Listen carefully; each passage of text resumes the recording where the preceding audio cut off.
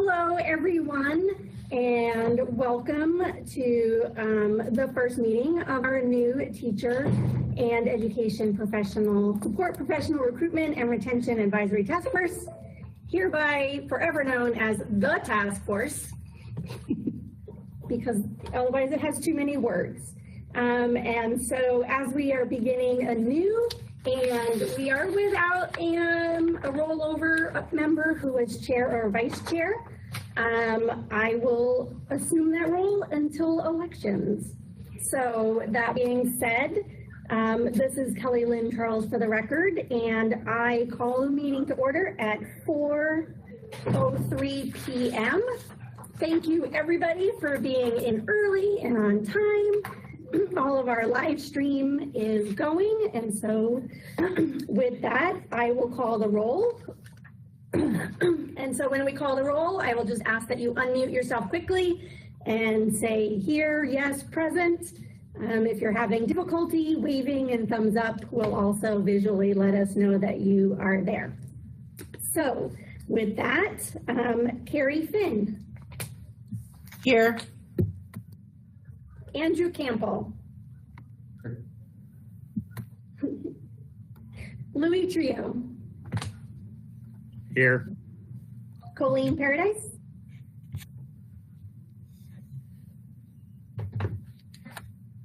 I saw you. Yes. Hello.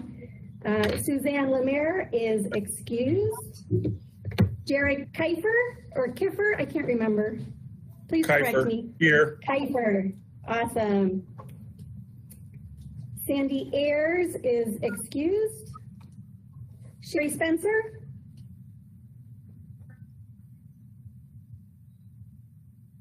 Did you hear me?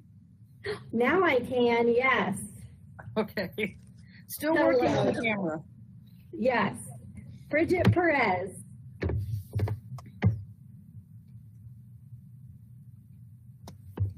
I saw you as well. Yes, hello.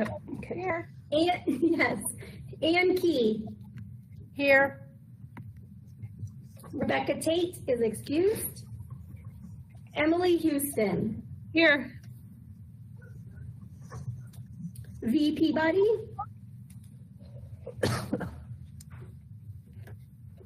I see you as well. Yes. Hello.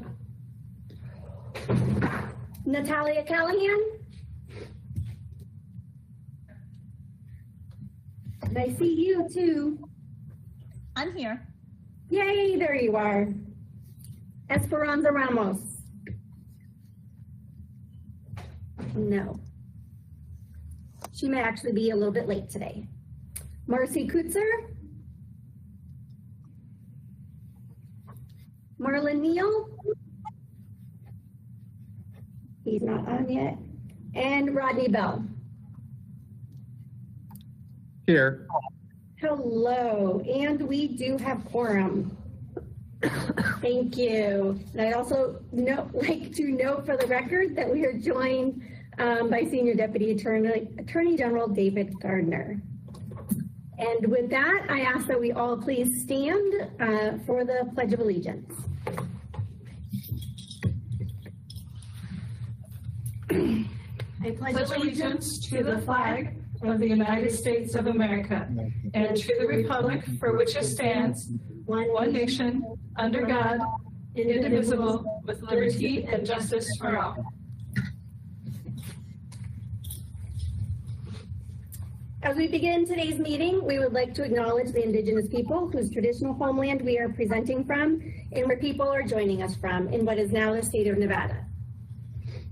The Numa, also known as the Northern Paiute, the Nuwu, Southern Paiute, and the Washishu, Washo, and the Niwi, Washone, Western Shoshone tribes.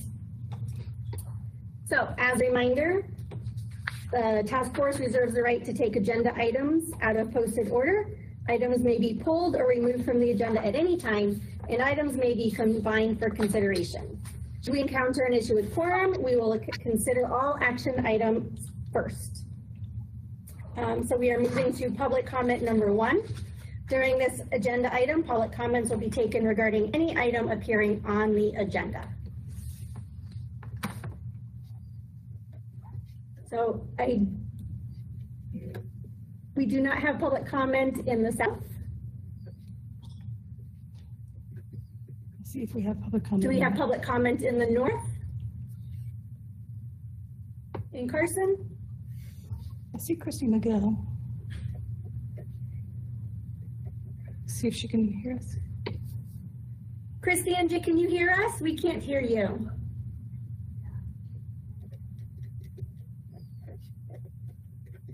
We see you, but we cannot hear you. And while we're getting that fixed, we will see if we have public comment submitted online. And I'm looking now.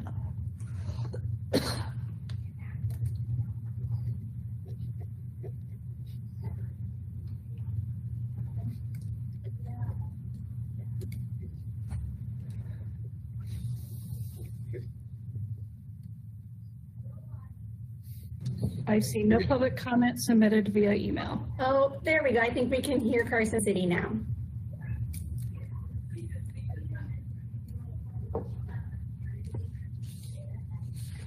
Thank you. And it looks like we have no public comment in the north. Are we correct?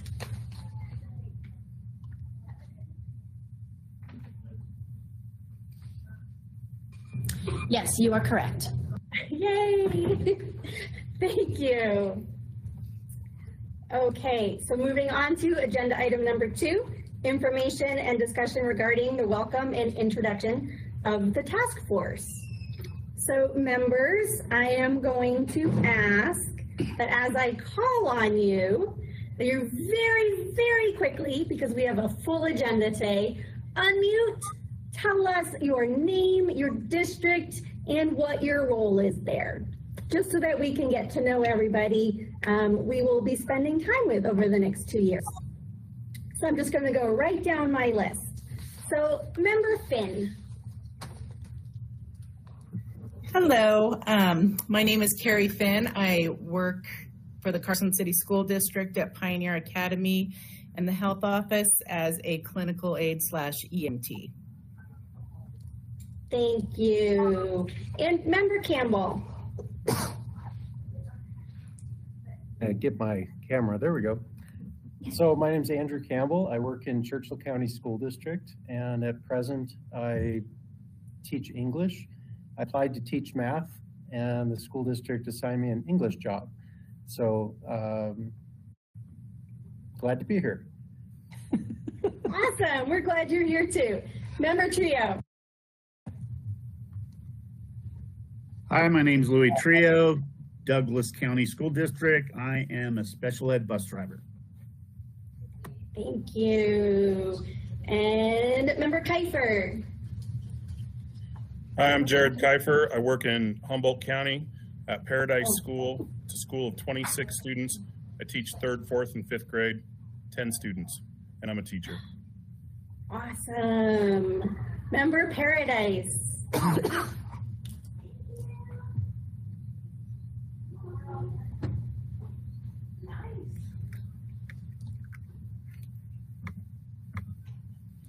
Hi, my name's Colleen Paradise. My school district's Elko County. I'm the parent liaison / detention teacher at Oahe High School. Thank you. Member Spencer. Camera issues. Suddenly I don't have it today. I am from Lincoln County and I teach at C.O. Bastion High School, which is the correctional facility for the state of Nevada. Most of you have students that end up with me. Great, thank you. Member Perez. Hi, I am Bridget Perez. I work at Lyons County School District. I am a history teacher at Silverfield High School. Thank you. Member Key.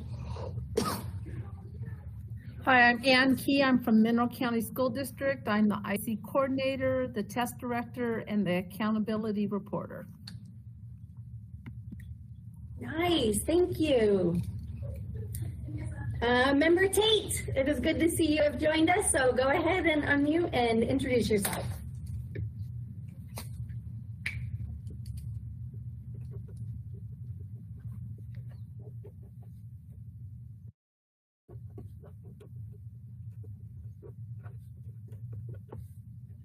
Technical difficulties.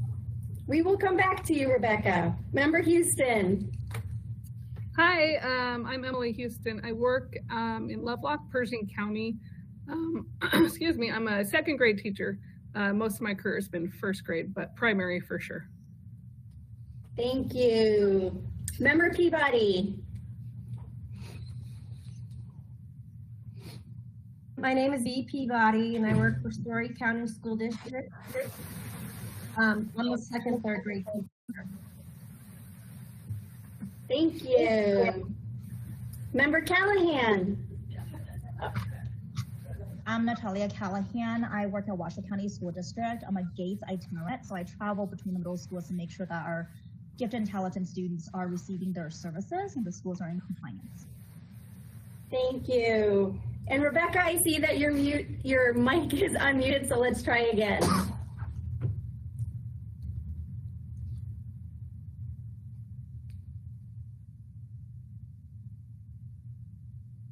I can see you.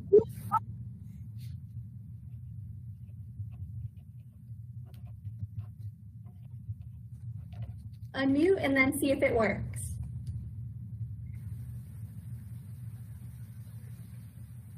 Oh, we're so close. And like Sherry, it worked during our text check, our tech check. We'll go down to member Kutzer. Hi, I'm Marcy Kutzer. I'm at Clark County School District. I am a 6th grade English language arts teacher. Thank you. And member Bell.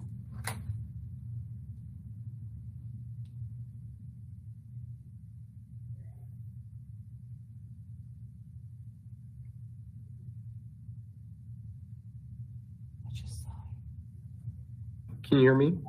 Yes, we can. Hi, my name is Rodney Bell. I work for the Clark County School District in Educational Services Division. We support students that have behavioral issues or different case plans to try to make them successful. Thank you. Clark County School District, sorry.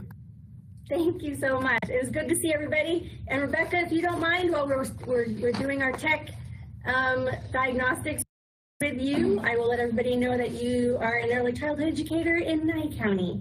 And it is good to see you.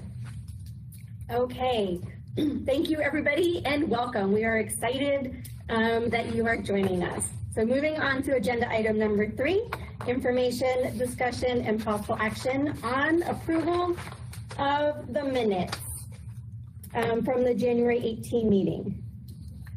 So the minutes were provided to you for review prior to the meeting. So I will entertain a motion. Don't we show them how to find it online? We did. Okay, good. Yep. I motion.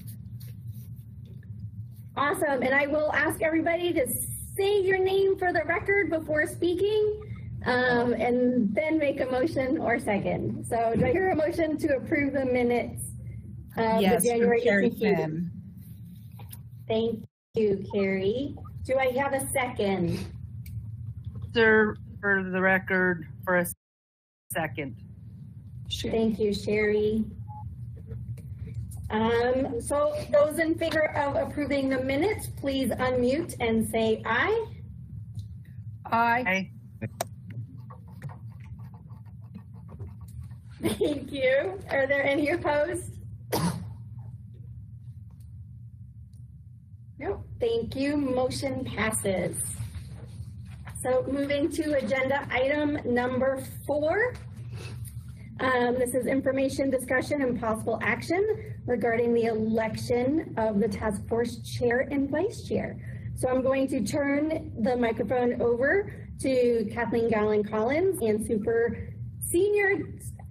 as well, I'm just going to say super senior Deputy Attorney General David Gardner to review the responsibilities of the task force chair and vice chair, and then to facilitate the elections of those officers. So Kat. So thank you, Kathleen Gallen-Collins, for the record. I am the Assistant Director of the Office of Educator Development, Licensure, and Family Engagement, which is the office that supports you in your work. So the main role for the chair and the vice chair is Kelly and I work with you to set agendas, discuss meeting materials as needed, discuss what data we want to have presented at the next meeting. And then one of the biggest things you do as chair and vice chair is you present the recommendations to the Committee on Education at their June meeting. Usually it's their June meeting. And so we help present we prepare all the materials for you. We do dry runs, we do run of show, we practice like crazy. And so that's the way we support the chair and the vice chair, but that's the main role. And then the additional role is the chair runs the meetings, like Kelly Lynn is running the meeting today until we have the election. We will give you a facilitator's agenda to go with that role. If the chair cannot make it, then the vice chair will take over that role and run the meetings. That's basically the role of the chair and the vice chair. And Senior Deputy Attorney General, if I have forgotten anything, please feel free to add to it. Scott, this is Deputy Attorney General David Gardner. The only thing I wanted to point out is that the chair also has the ability to call additional meetings. So that's one other thing the chair can do. Besides that, you got everything the same. Thanks, Kat. If you want to look up the statute that created this body is 391.492. It talks about who the members are. What we're going to be dealing with today is subsection 3, which talks about the election of the chair. So the chair process is actually pretty simple. Any member of this body can nominate any other member or themselves. And then once we get all the nominations, we'll vote. Sometimes we only get one nomination. We still have to vote, even if there's only one nomination. And then we will go through the exact same process for a vice chair. So starting with that, are there any, once again, yourself, you can nominate yourself or any other member of the body to be chair of this task force?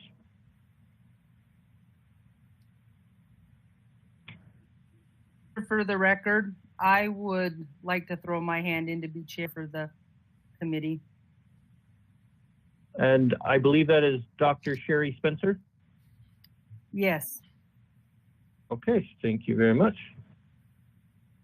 Are there any other nominees for chair? Rodney Bell, I second Dr. Sherry's motion. Okay. But are there any other nominations for chair?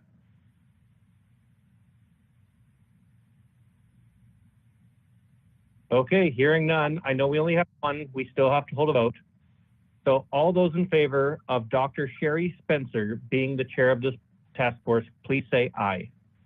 Aye. Aye.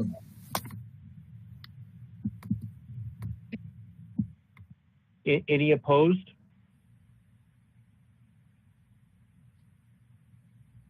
Hearing and seeing none. Congratulations, Dr. Spencer, you are now chair of this body. We're going to go through the exact same process, but now for vice chair. Just as a reminder, you can nominate yourself or any other person, any other member of this body. So are there any nominations for vice chair? I'm Carrie Finn for the record, and I'm nominating myself for vice chair. Okay, thank you very much. Any other nominees for vice chair? And just a brief description. Vice chair, what your job is, basically you back up the chair. So if the chair can't be there, you take on all the chair's responsibilities. Otherwise, you kind of sit in the back.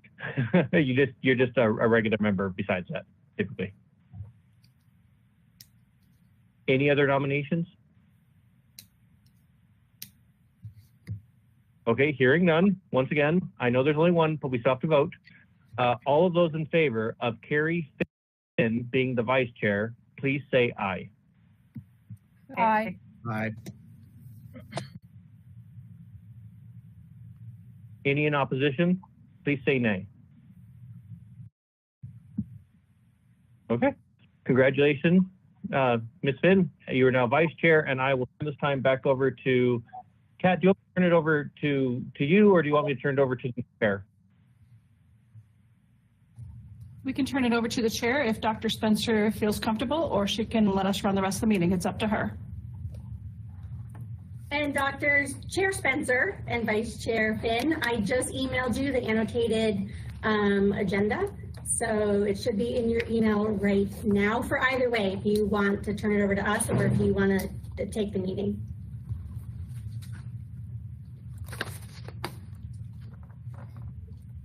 I'm fine with you finish running the meeting. Okay. Mostly because I can't see myself. And that is fine, thank you. Oops. You can still open it up and follow along if you would like. That way it kind of acts as a little bit of training for when we meet to go over your responsibilities and running the meeting thing. So thank you.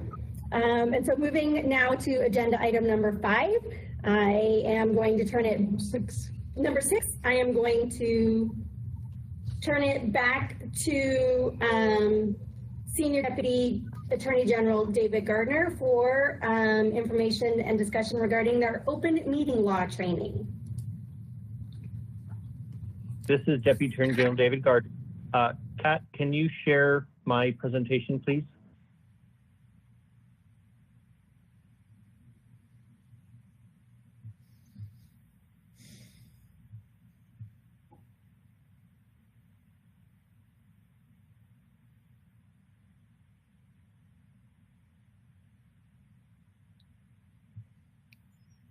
Awesome, thank you. Once again, this is Deputy Attorney General David Gardner.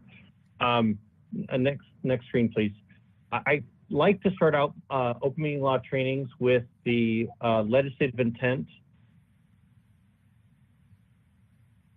Kat, could you put it on the next screen, please? Thank you. Legislative intent, like this is the rationale behind why we have the open meeting law. I'm not going to read all of that, but you guys will have this. But basically, the legislature has decided that they want the government's actions to be available and transparent to the public. So when you guys are going to be meeting, when you guys discuss, when you guys are taking actions, they want the public to know. They want the public to be able to see what you are doing and thus be able to comment and provide their own input as well. Next slide, please. As a brief background, the open meeting law is basically applies to any public body. So public body, this was defined a couple sessions ago, where a public body is any executive creation, so something that's created by statute, something that's created by the governor's office, or on the executive side, or things that get state taxpayer dollars. That's typically it. It would also include any subcommittee. If this body wanted to create one, your subcommittee would also be required to follow the open meeting law. Next slide, please. So this is the definition in statute of what a public body is. But once again, it kind of goes over the same things that I was talking about. There are some exceptions, but we'll go over those in just a second. Next slide, please.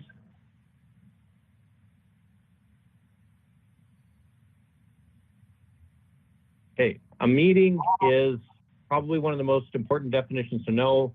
Basically, on the bottom is what it is. It's a quorum, so it's a quorum of this body, which is typically 50% plus 1.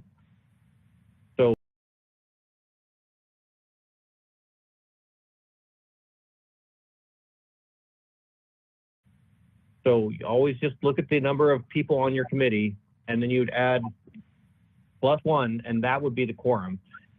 And then plus deliberation or action. So if a bunch of you guys are friends and you go out to hang out, that's fine, even if you're above a quorum. It has to be a quorum plus deliberation. Deliberation is when you're talking about a decision, you're talking about, oh, we're going to do this, you're talking about that. You're debating it. Same kind of stuff you'll be doing in this body. And actions where you hold a vote. So if you're doing either of those, discussing things within your peer review or taking action with the quorum, you have to be in a meeting. If you're not, that's a violation of the meeting law. Next slide, please. One of the first ones, the violations we see, not so much anymore, but it used to be more common, is this serial communication forums, as we call them. It's where a group of you that's not a quorum meets to discuss something within your purview. That by itself is perfectly fine. But then people from that group go talk to more people till eventually a quorum has now discussed something outside of a public meeting. That's when you get a walking quorum. So it doesn't have to be just one meeting. If you have this group has one meeting and then they bring in a couple more people and talk to them and some of the original people weren't there, it doesn't matter. If over a quorum ends up discussing anything in the purview of this body, that's violates the open meeting law. One of the biggest problems, like I said, we used to have this problem was reply alls to emails. That happened a lot. Doesn't happen anymore or as much, so that's good. One thing that you are allowed to do is, or one thing that is a concern to watch out for, is the agendas that you post or that are posted for this body are the guardrails. You can't go beyond those. So if it says we're going to talk about this meeting or that we're going to talk about this test or we're going to talk about this survey or we're going to talk about something like that, that's what you can talk about. You can't go beyond what's on the agenda because that would also be an open meeting law violation. Next slide, please. These are some of the main things that are just good to know. The agenda has to provide full notice to the public, so the public has to know what you're talking about. You can't say President's report and then discuss whatever you want. You can't say we're going to talk about education or we're going to talk about retention. It has to be more detailed than that.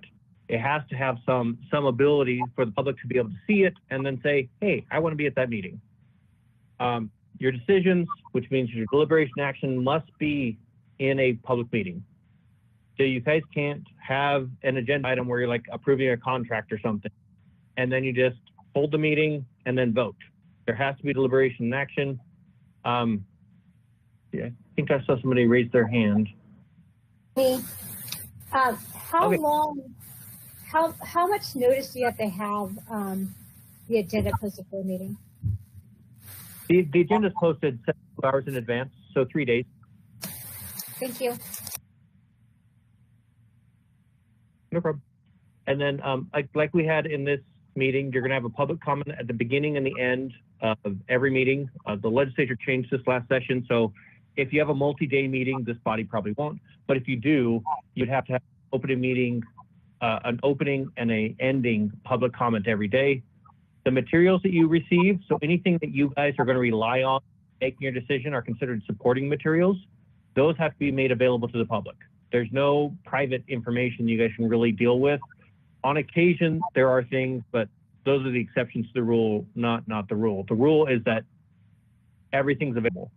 Your minutes of your meeting, that will be something you guys will be voting on, and it's basically your record of what happened during that meeting. Sometimes you'll be asked to vote on things that you were not there for. That's fine.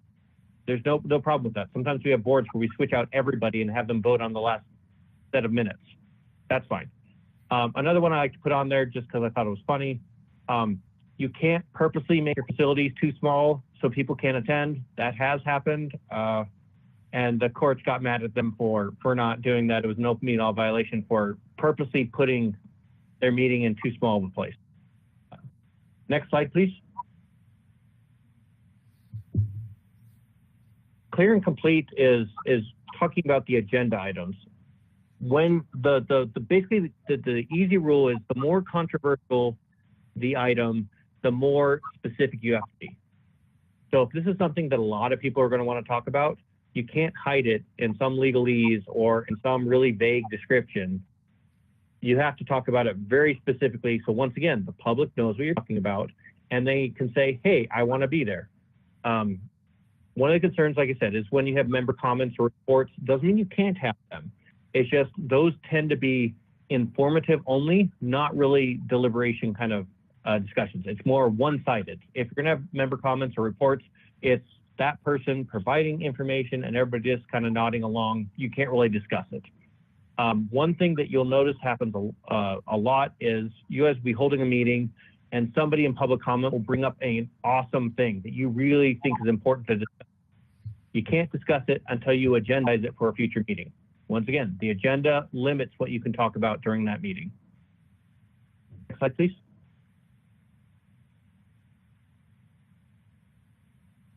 This happens sometimes. We have people come to meetings and are abusive, in my opinion, of comment.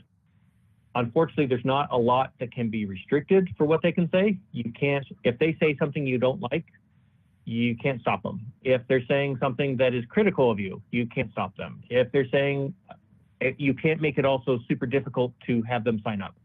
What you can do is if their comments or conduct is willfully disruptive, meaning they are purposely disrupting your meeting, then you can remove them. Just so you know, that is a high bar to get to. They can say things you don't like to hear.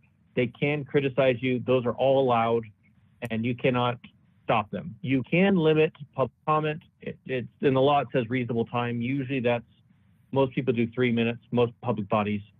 But the 3 minute is not a requirement by law. It's just what most public bodies do. Next slide, please. After COVID happened, we started doing a lot of things online. So the legislature created an exception to the open meeting law, allowing for remote technology systems. Basically what we're doing, not exactly, but remote technology systems or a virtual meeting is when you have no physical location.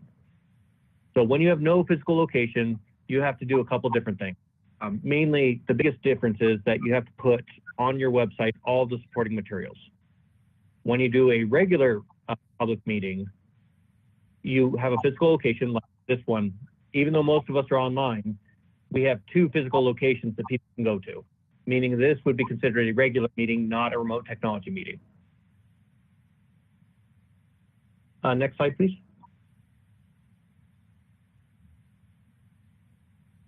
These are the exceptions to the rule. Basically, everything has to be under the open meeting law unless it fits into one of these exceptions.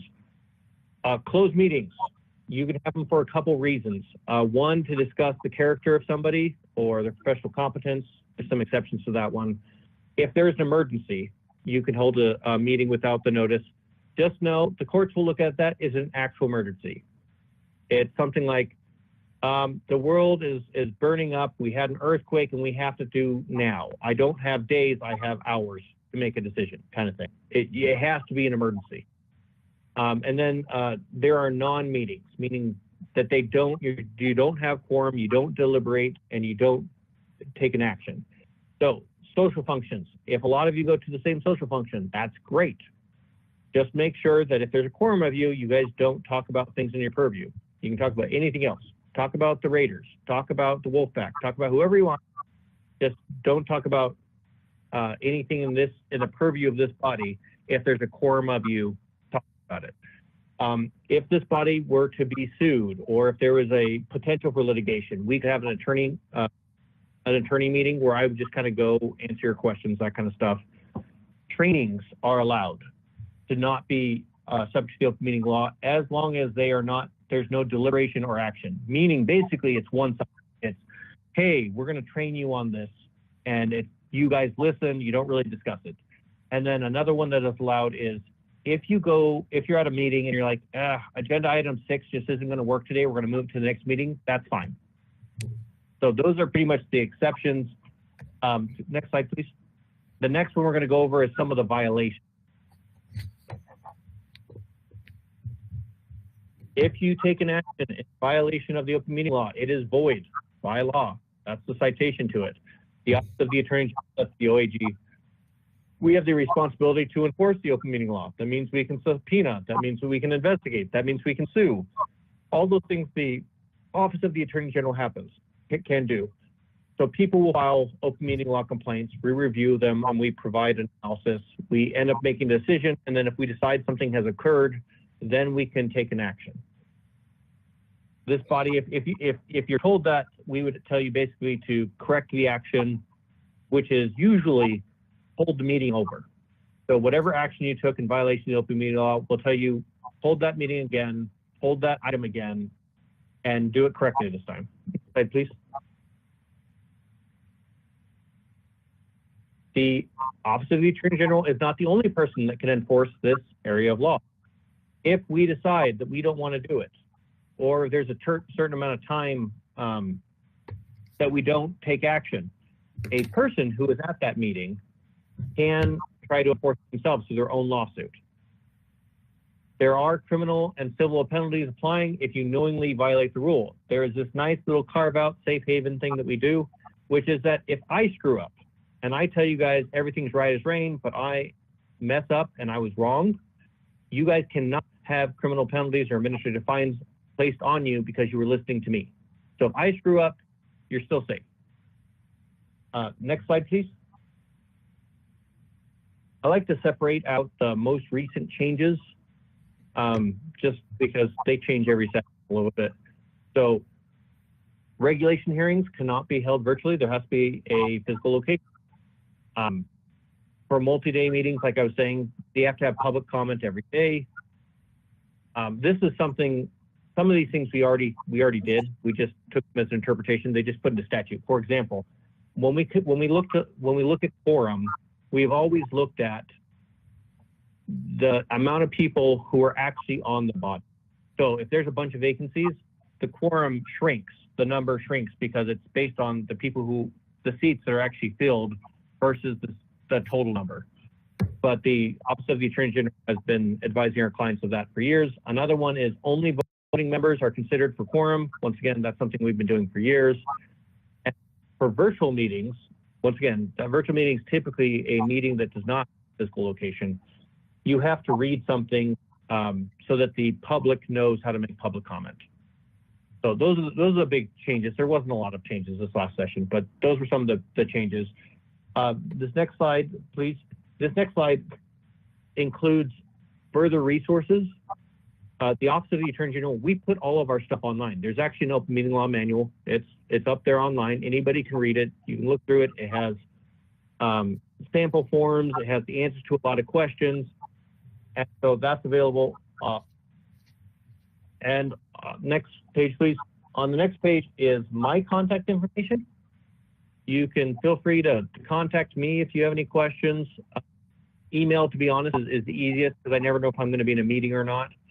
But this is my contact information, and I'm happy to answer open meeting law questions. I do it a fair bit. So that's it. Does anybody have any questions about the open meeting law or anything I can kind of clarify?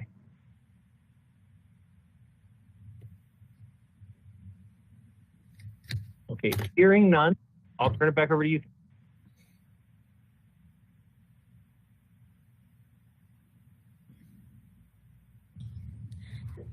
Thank you, Deputy Attorney General, for that great presentation. And then members, feel free to follow up if you come up with any other questions. You can email us or Deputy Attorney General David Gardner. Thank you again. So moving on to agenda item number 7, which is information and discussion of the task force's responsibilities and work to date. And for that, I'm going to turn it back over to Kathleen Collins. And I apologize for the coughing. It is that time of year for me. So we put this presentation together to kind of give you a Cliff Notes version of all the work that has been done so far, some of the requirements, things of that. So it's kind of like a hodgepodge of everything to do with the task force. What we would like for you to get out of it is to understand your roles and responsibilities, receive a brief history of the task force, the accomplishments of the work of the previous task force, and we'll review information that will help build an understanding of educator supply and demand data, and we'll review current initiatives that are designed to positively impact educator recruitment and retention. So it's a very high level overview, and I'll try and move fairly quickly because we need to spend most of our time on looking at our recommendations in the report. So brief history, Assembly Bill 276 during the 2019 legislative session created the Teacher Recruitment and Retention Advisory Task Force. Made up of teachers from all of the public school districts except for charter schools, right? Senate Bill 71 from the 23 legislative session restructured that task force to make sure we included educational support personnel. They wanted to add some additional voices to the work. So memberships and duties, as you know, the task force membership, the statute that governs us is 391492. We have 20 members. There's a breakdown there for you. The qualifications or main duties are to evaluate challenges in attracting and retaining teachers and education support personnel, professionals to Nevada, making recommendations to that Joint Interim Standing Committee on Education, which we call COE, present recommendations to that COE at their June meeting in each even year. And then in the odd year, we submit a report to the Legislative Council Bureau by February 1st of that odd year, just before session starts for them. So the Nevada Department of Education supports this task force by, we help you host the public meetings, we help you set the agendas, we post the agendas, we provide all of that technical support. We collaborate with the chair and vice chair in a lot of this. We facilitate work groups in support of the work of the task force, and we collaborate with West Ed to provide that high quality data, research, and facilitation. And Andrew Morrill and Ryan from West Ed are on the call tonight. They provide a lot of technical support to us to make sure that we are moving things forward and that we're giving you the best data possible. So that leads us right into our partnerships, right? You don't have to do this alone. We're not expecting you to answer all the problems by yourselves. We have West Ed to help us with this. We have the Superintendent's Teacher Advisory Cabinet and the Principal Advisory Cabinet, STAC and PAC. Those are respectively made up of teachers from across the state and administrators from across the state. We have the Nevada Coalition for Educator Retention and Recruitment and the Nevada System of Higher Ed Teacher Pathways Task Force. The original task force, the first year we did recommendations, we didn't have any partnership built in. We didn't talk to anybody else. And then we realized as a task force, there are so many people interested in this work. They're having all these meetings on their own. Why not pull them together and get their feedback to this task force? Because we have the direct link to the Committee on Education, to legislators. So the task force asked these groups to come to them, present recommendations to them, and they've taken these forward. And it's really helped with a collective voice to have all these different groups from across the state of Nevada come together and through you make these recommendations to the legislators. We have a variety of work groups that we have going on, including our educator surveys, our webpage redesign, all of that. And then we are working with a third-party vendor with our educator surveys, the American Institutes of Research, or AIR, to move a lot of these things forward. So the recommendation process, kind of want to build you kind of a map of how it works. So identifying challenges is one of the first things that we do. We go through workforce data, we do root cause analysis, we talk to our colleagues, we do research, we have West Ed pull in research for us. We collaborate to identify and propose solutions. We collaborate with the STAC, the PAC, the NDE Coalition, and with our colleagues. And then at the end of it all, we review and revise previous recommendations, we brainstorm additional recommendations, we vote to approve those recommendations, and then we present those to the Committee on Education. That is kind of like very high level overview of how the recommendations process works. Now, is this done in a 5-minute meeting? Absolutely not. This is done over several meetings where we do this work. So some of the accomplishments to date, and I'll kind of break it down into some of the different sections that we had. On the data side of things, we've received $1 million in federal funds through the Interim Finance Committee for the Department of Education to contract with a third party, which is AIR, for the development and implementation of a teacher exit or transfer survey and a working condition survey. We didn't know why people were leaving. We had no hard data on that. So the exit survey is the first step. We didn't have any hard data on what the working conditions actually are. The only thing we were getting was anecdotal. So we are currently developing that working conditions survey to get that hard data on what are educators experiencing and support professionals experiencing, and does that lead to exit, so that we could hopefully prevent that exit in the future with that data. And then Senate Bill 72 passed, and it includes a study of the educator workload. I have not seen what that looks like yet, or what they're doing with that study, but they did pass something to do a study of workload. We have removed barriers. SB 72 passed, which includes a study of the praxis testing requirements for licensure. We have expanded the acceptance for the scores by 1 standard deviation, which is about 6 points. We've offered more alternatives now for the praxis core, trying to remove some of those barriers to licensure. Assembly Bill 515 passed. It provides state funding to continue the Incentivizing Pathways to Teaching program, which I will get into a little bit further on. And then we have the Strategic Use of Funds Bill, which was AB 428, really focused on economic development, expansion of our career and technical education, teaching, and training programs.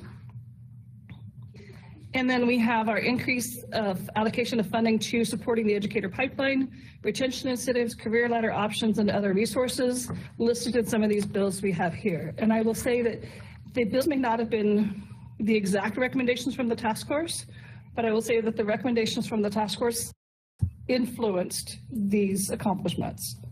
Some of them were direct recommendations. So the educator workforce, understanding supply and demand, this is just going to be a very brief overview of kind of the things to talk about when you're talking about educator supply and demand data. One of the things that we realized is that Nevada doesn't have a whole lot of workforce data available. We have to ask districts for a lot of that workforce data. As a state agency, we don't have a lot of that information. And asking districts all the time for this data is a real hardship. It's a burden for them because they, especially our rurals, they often have one person that wears 10 different hats, and this is one of them. And it's not fair to keep demanding, asking for that data because it is such a hardship for them.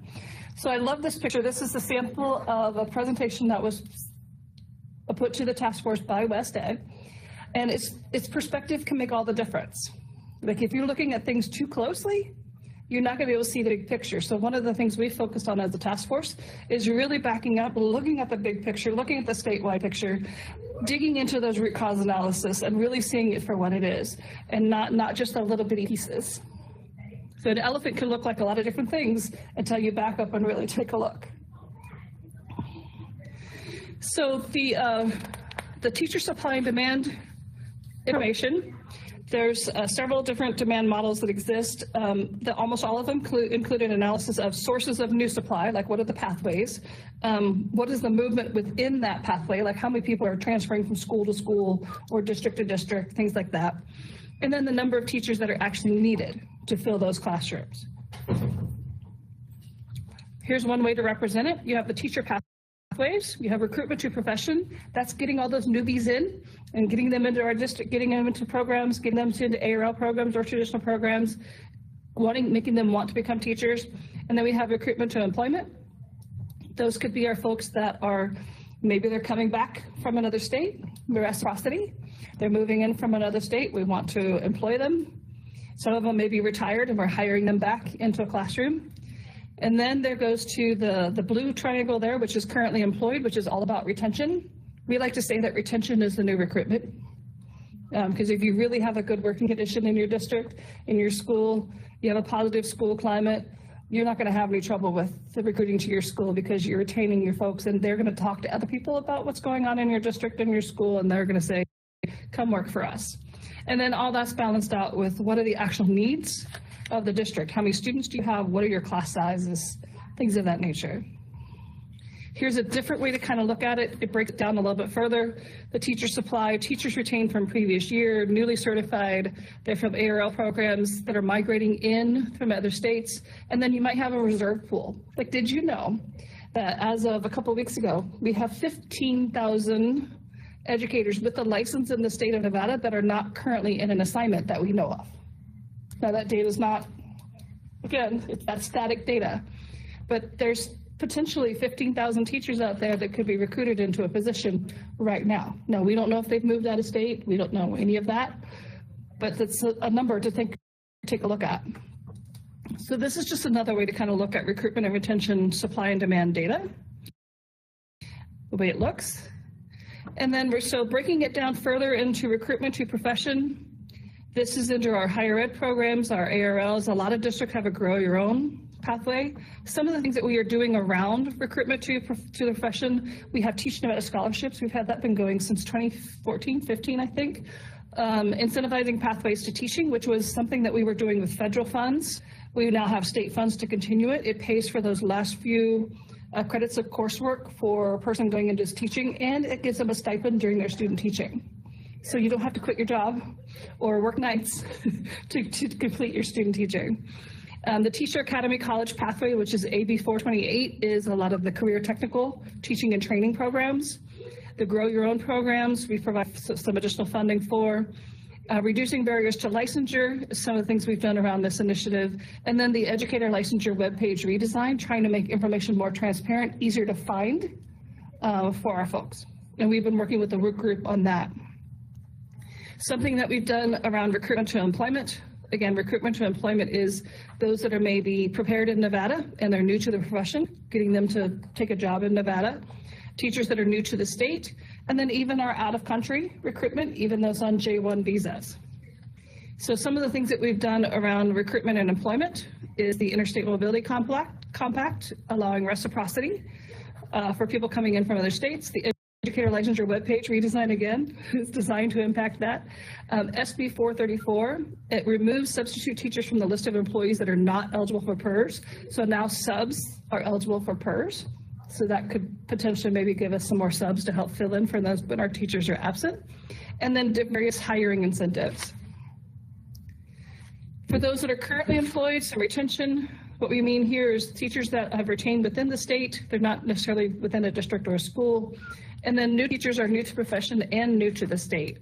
So retention is about, you want to keep them in your district, in the state. And some of the things that we've done there, again, that Interstate Mobility Compact, the Educator Licensure webpage redesign, the SB 434, can I go backwards? No, there we went. Sorry, I went backwards. So we have retention initiatives like the Educator Recognition Programs.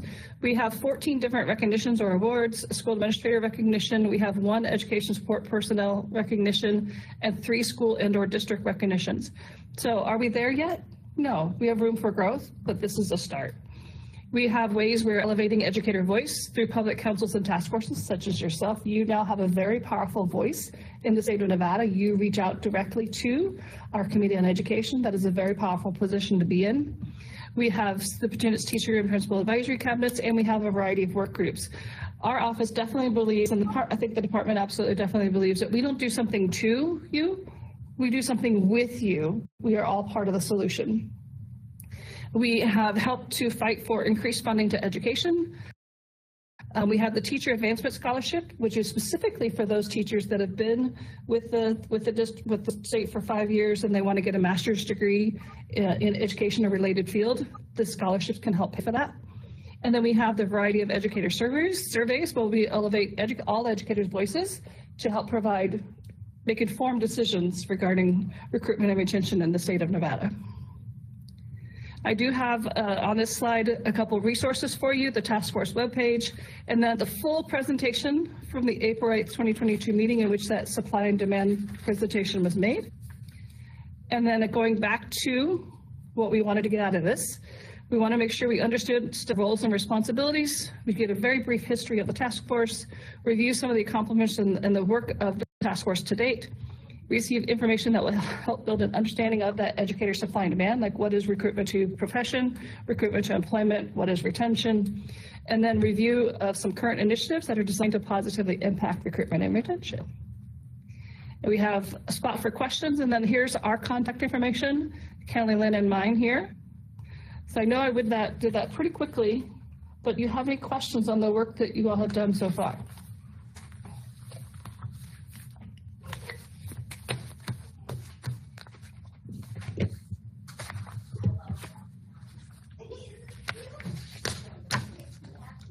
I don't see any questions? Nope, I do not see hand raises. Okay. I know that was really, really fast. But you'll have the presentation to go through. We will dive deeper into data at another task force meeting. But I just wanted to kind of give you like a high level overview there. Great. Thank you, Kat. Always great to hear all the amazing things that we have already done and that we are continuing to work on. And so now we will move to agenda item number 8, which is our work session, where we will spend the next hour going through the report and the recommendations of the previous members And then hopefully we will be to the point where we can approve the contents of the final report. So just so you know, there are 2 documents that we will use because sometimes scrolling through that report, you can get lost in the recommendations and you're like, where was that? What was that recommendation? Where is it? And so we always provide a single a document with just a list of the recommendations. If you printed the whole report, you could also just use the table of contents as it comes out, but sometimes if you're just looking at things on different screens, it's kind of hard to scroll back and forth. So we offer you a list. And then, and Kat has it up on the screen. I opened the Word version because the PDF wouldn't let me zoom in. Yep, that's fine. And we can edit as we need to. Yes, okay. And so we'll kind of use the list to explain how things are organized. So there were 33 total recommendations. So we looked at all of them, we organized them. I printed them out and I did like a words their way recommendation sort on my desk. We gathered lots of feedback with shuffling them around to find similarities, what would go together, and then how we could label each group. And we found in the past having success with those labels to help target the legislature on understanding why those recommendations are needed. So we followed that same thought process for this one. So we do have 4 categories and then our final 5th. So the first one is systemic support and infrastructure to improve working conditions. And this has 14 recommendations, and they are all focused on improving working conditions, climate, culture, all to ultimately improve recruitment and retention of our educators. And I will say that 5 letters in the last category also fall into systemic support, but I'll explain why we group those separately. The next category is recruitment, and there are 4 recommendations in this category. A lot of the reason for only having 4 is because, as Kat showed you, we've done a lot of work over the past 4 years in this area. And so these 4 are recommendations that will positively impact recruitment efforts and continue to grow the profession. The next category we came up with, retention. And again, there are 7 recommendations in this category. And if I counted wrong, somebody please feel free to correct me. I will count and count and count. And you know, we all have readers on, and sometimes lines blur together. So please speak up if we miscounted. And so the 7 retention recommendations are recommendations to positively impact retention, right? Which also impacts growing a profession. The 4th category is removing barriers. And there are 3 recommendations in this category, and they are focused on removing those barriers that our future educators encounter upon entering the profession. So we want to move it and make that a streamlined process. And then the final category are letters of support. And these are separate, even though they also fall under systemic supports and infrastructure. And that is because of the last interim standing committee on education, the members decided to write letters encouraging other entities to take action on the task force's recommendations. And so the superintendent's teacher advisory cabinet and ultimately the principal advisory cabinet and ultimately the previous members of the task force decided, why don't we make recommendations suggesting to the legislative committee on education what they could write letters in support of that would help recruitment and retention of educators and education support professionals. And so that's why those are grouped separately. And I would say it's also because some of these are not within the purview of the Committee on Education. They may not have any control over these, but they can definitely provide some influence around these. For example, the third one, the third bullet down about writing a letter to the federal delegation urging them to sponsor legislation to repeal the Social Security windfall elimination provision. That's not something they have direct control over, but by sending a letter to our state delegation, they could potentially influence them in their decision in Congress. So that's one reason why we have the letters too, and not a direct recommendation. Absolutely. Adding more voice to the conversation in support of taking action. So are there any questions about about the categories? You don't need to raise your hand. You can feel free to unmute and jump in. We just remind you to state your name prior to speaking.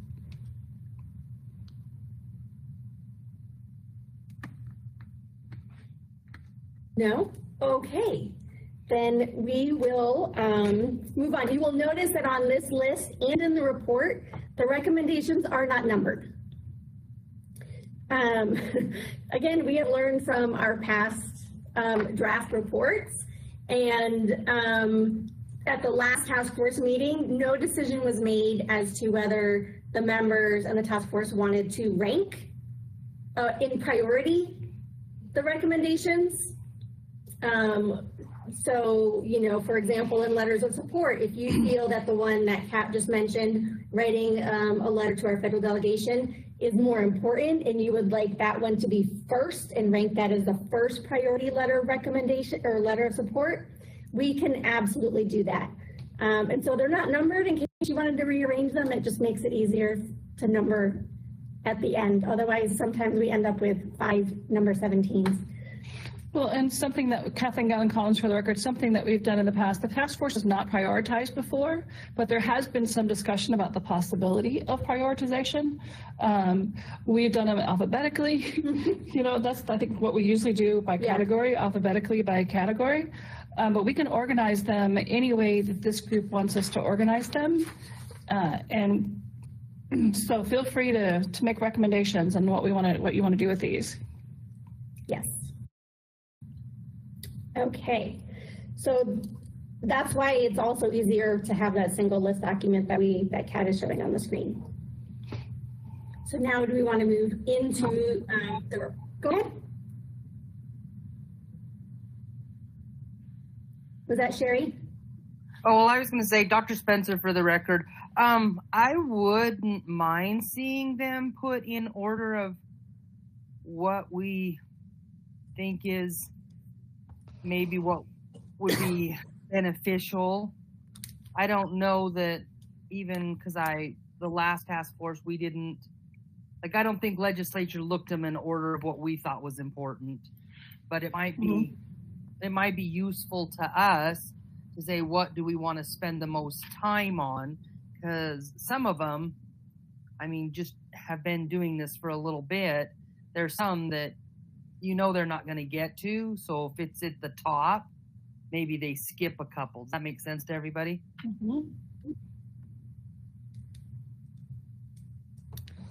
Louis Trio, for the record. I agree with our now new chair. Sometimes on these kind of lists, it's a tendency to definitely read the first 5 to 7 and then skim through the rest from there. So I think it would be highly beneficial to rank them to ensure that at least the top 5 in each category or top 3 get looked at. It's my opinion. And so just to clarify how we want to rank them, do we want to rank all 33 1 to 33, or do you want to, are you envisioning ranking them within each of the categories? So this is number 1 systemic, this is number 1 recruitment, this is number 1 retention, this is number 1 removing barriers. For the record, that's what mine is. They thought is in between it. And that's what I thought I heard, but I just wanted to clarify. And that could be when we have time to look at all of these.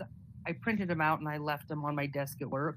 That there might be some that some of us decide, I mean, we have 33 now, we might end up putting some together, or we might end up saying, I don't know if that's in our purview. You know what I mean? Yep. Great. So with that suggestion, I would entertain a motion to rank the recommendations within each category according to priority. For the record, I make a motion that we rank them within each category, 1 to whatever. Second? Carrie Finn, for the record, I second that we rank them. All in favor of ranking the recommendations within each category, say aye. Aye. Aye. Aye. Any opposed? Motion passes. Thank you so much. Okay, now we will we'll flip over to sharing the report. Do you want to do that, or do we want to rank? I think it's easier to do it this way first, unless we need more detail. What do you all think? Is it easier to see them and rank them in a list, or do you want to see the detail in the report first?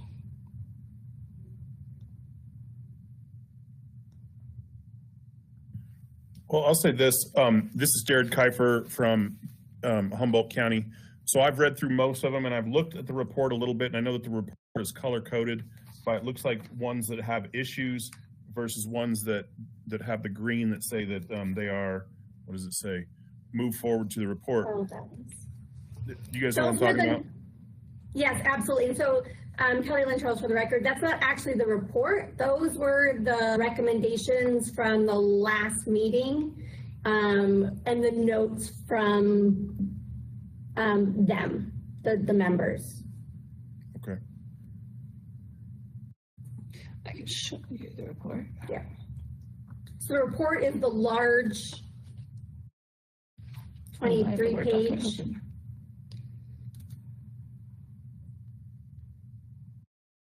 Is the report, the draft report, June 2024? Yes. Is that what you're talking about? Yes, that's the one. Okay. This is the report. Got it.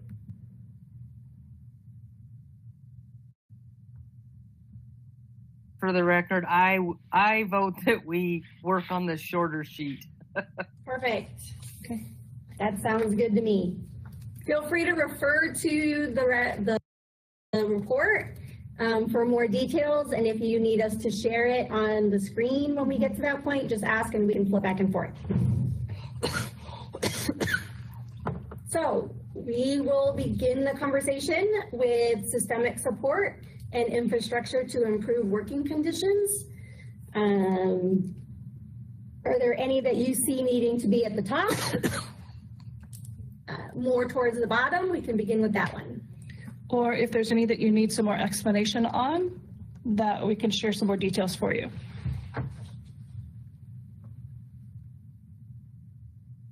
Louis Trio, for the record. So for myself, the very last recommendation about minimum salary schedule, minimum COLA, I just personally think that should be really high on the list.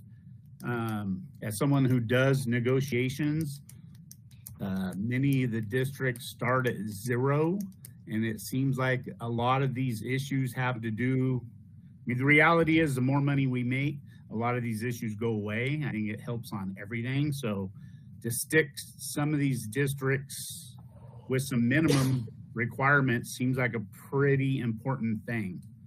And that's just my take on it.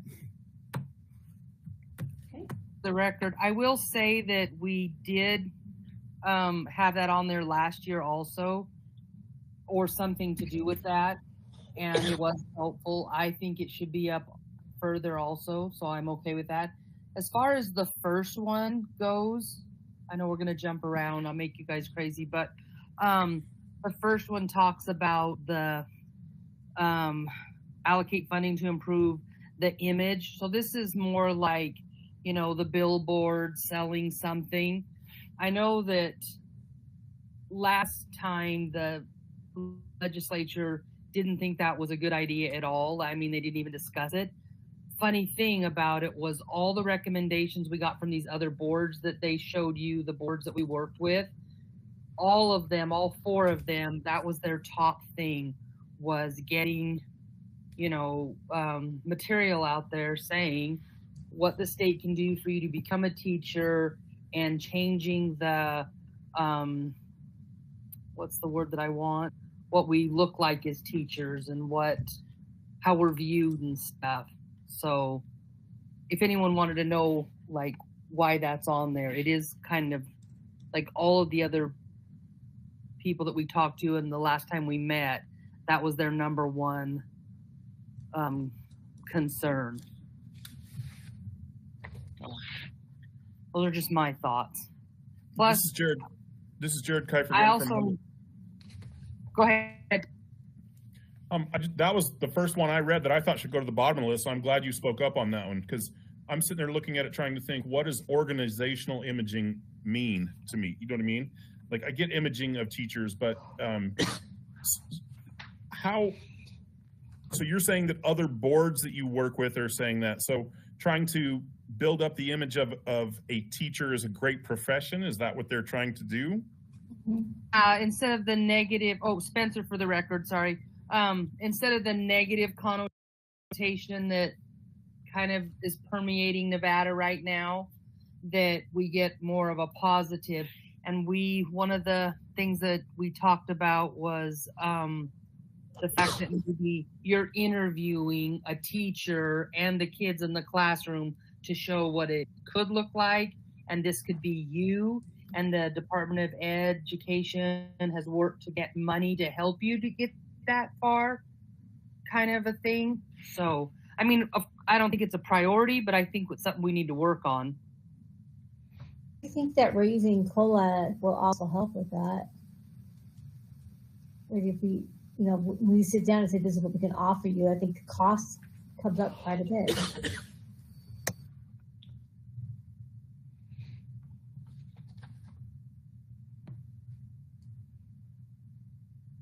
Agreement that one that's at the bottom comes clear to the top? I can do that. Yes. Yes. I will say that because we only usually meet for about 2 hours, I hate dead air, and so I will talk a lot if you guys don't speak up.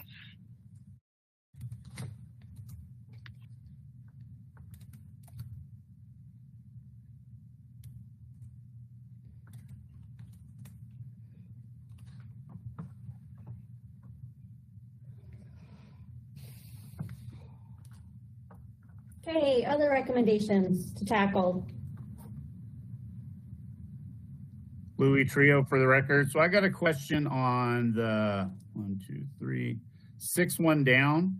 Expand the benefit enrollment umbrella to include the healthcare coverage of educators under the state public employee benefit plan. So I'm sure you guys have done research on that, on what's the mindset on that? I'm guessing that's as a state healthcare coverage, but do all the rurals have the access to what Carson City, Reno, and Clark have when it comes to state healthcare? I mean, is that actually something to be beneficial? And knowing that I think most of the school districts give free healthcare to employees, but the state charges their employees. Sounds like a good idea, but I'm just kind of curious on the research and whatever's been done on that. For the record, well, I know in ours, in Lincoln County, we have changed, I think, insurance companies 3 times, trying to find something that we can afford. Now, I don't know that the state insurance is any better, and I don't know what the difference in price would be, but a lot of your smaller rural, I can't talk today, really do struggle with meeting the expectations of keeping their employees insured. Bridget Perez for the record, I'm going to agree with you. We had the same problem out in Lyon County, just having an insurance for a while there. We didn't have anything. So it is quite a struggle. This is Jared Kiefer again, Humboldt County. I was on the insurance negotiations committee, And I'm in the same boat. Us rural communities, we have had to negotiate multiple times and change insurance companies almost every 2 years, if not more often, because of increases and our older population, quite honestly, of teachers, and because the actuaries obviously balance that out. So I didn't even know, gentleman, Mr. Trio, I guess, Carson City. So are there places that are already other districts that are on the state health plan? Kathleen Gallen-Collins for the record. I don't believe there are. I don't believe there are any districts that are on the state public employee benefits program.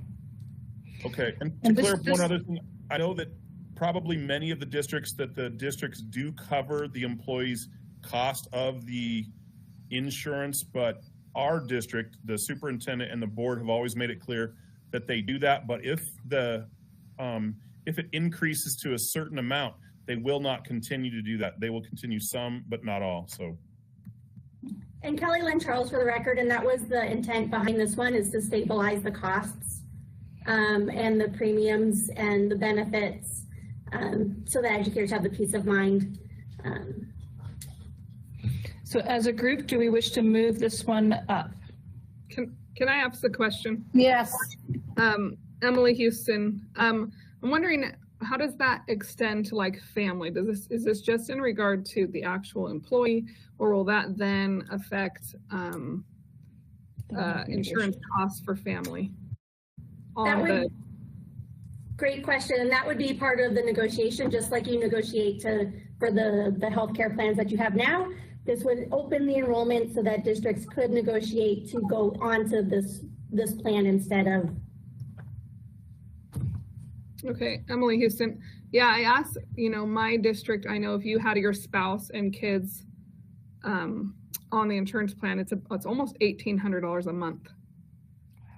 So like my husband and I were both teachers, so we don't really have options outside of that, so I'm saying that could be a huge changer for families too.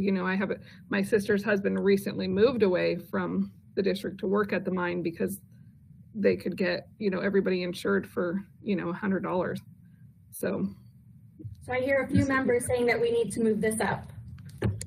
Thumbs up, all in favor? Yeah. Aye. Okay. Aye. We didn't have a motion. We didn't have a motion, but we'll motion at the end of it. We're just going to be like thumbs up, yes, head nods to move it up, and then we'll take a final motion for whatever order they go in at the end.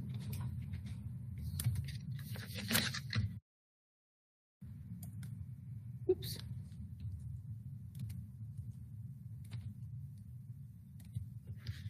This is Jared Kiefer, Humboldt County again. I want to say the one right below that one, to amend the timeline for educators to become eligible to double dip in the public employees retirement or PERS benefits. Doesn't that only affect a few people, basically retired people who are being asked to come back?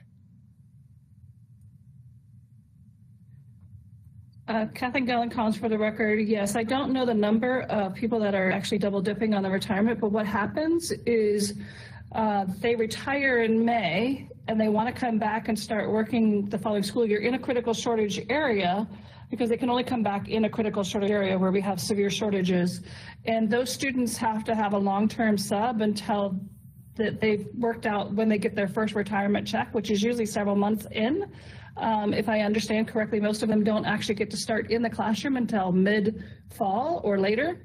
So there's months there at the start of the school year where those students do not have a licensed teacher in that classroom. They have a long-term sub until the PERS can kick in. And we're just asking, this recommendation is asking that they do something to shorten that timeline or allow them to come back while they're in that process of getting their PERS. And I'm assuming that's a very large number. It's not a huge number where we're at, but I'm assuming it's a pretty large number in like Clark County and probably Washoe. Is that correct? Those numbers would be larger, yes. Kathleen Collins for the record. I don't have the actual numbers for that though.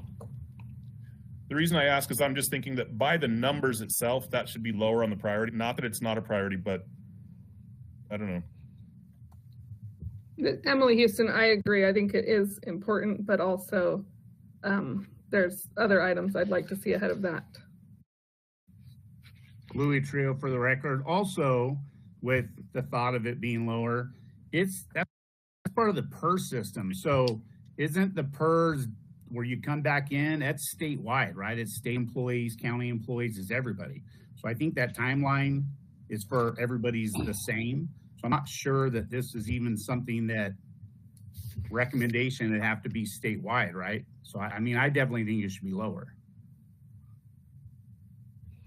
Kathleen Gallen-Collins for the record, I'm not aware of any other positions where they actually double dip except for education. I'm not saying that there aren't any.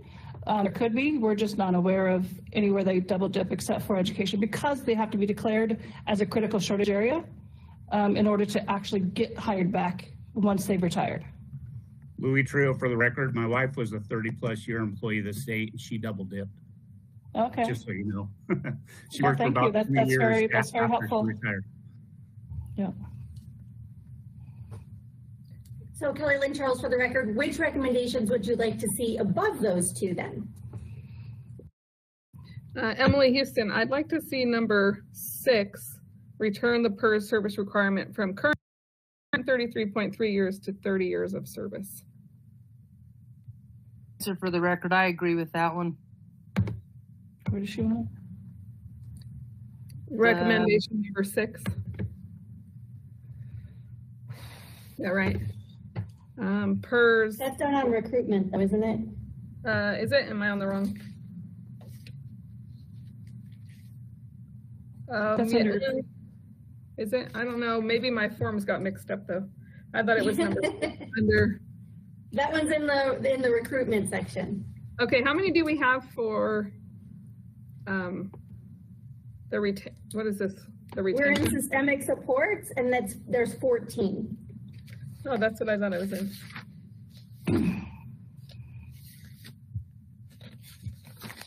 Huh. So I see. So Kathleen Gallen-Collins for the record, something that might help move us along, especially since we have so many new members here, is to kind of go through each of these and kind of give you a brief little history of them, to know what they're for. For example, we have the first one, which we moved up to the top, which is the salary schedule with the COLA, having the minimum. We have the expanding the benefit enrollment umbrella to include the public employees. And now we have the third one down on what I'm showing on the screen is allocate funding to improve the organizational imaging of the teaching profession. That's just a fancier way of saying is promoting the profession. We've said it twice now in promoting the profession. So we came up with another way to word it. The next one down is the legislature should invest state funding to sustain the educated workforce supply and demand portal that is currently being developed using federal relief funds. Something that we've mentioned before is that Nevada really is a data desert when it comes to workforce. We don't have a lot of our human talent data out there.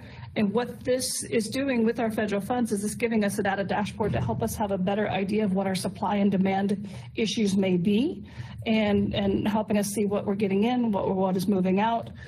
Those kinds of pieces, and that is due to, I believe the federal funds will be up in 2024 or 2025. I don't remember, but one of those years. So we do not currently have any way to sustain that beyond when those federal funds drop off. So that's something to consider. That was a recommendation. Another one is increase the allocation of funding to education and prioritize the use of those funds for district-led recruitment and retention efforts.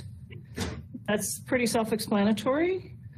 Conduct a study of the Nevada system of higher education coursework to ensure alignment with education staff needs. So making sure that what our prep programs are turning out, these teachers are actually prepared to teach first day on the job.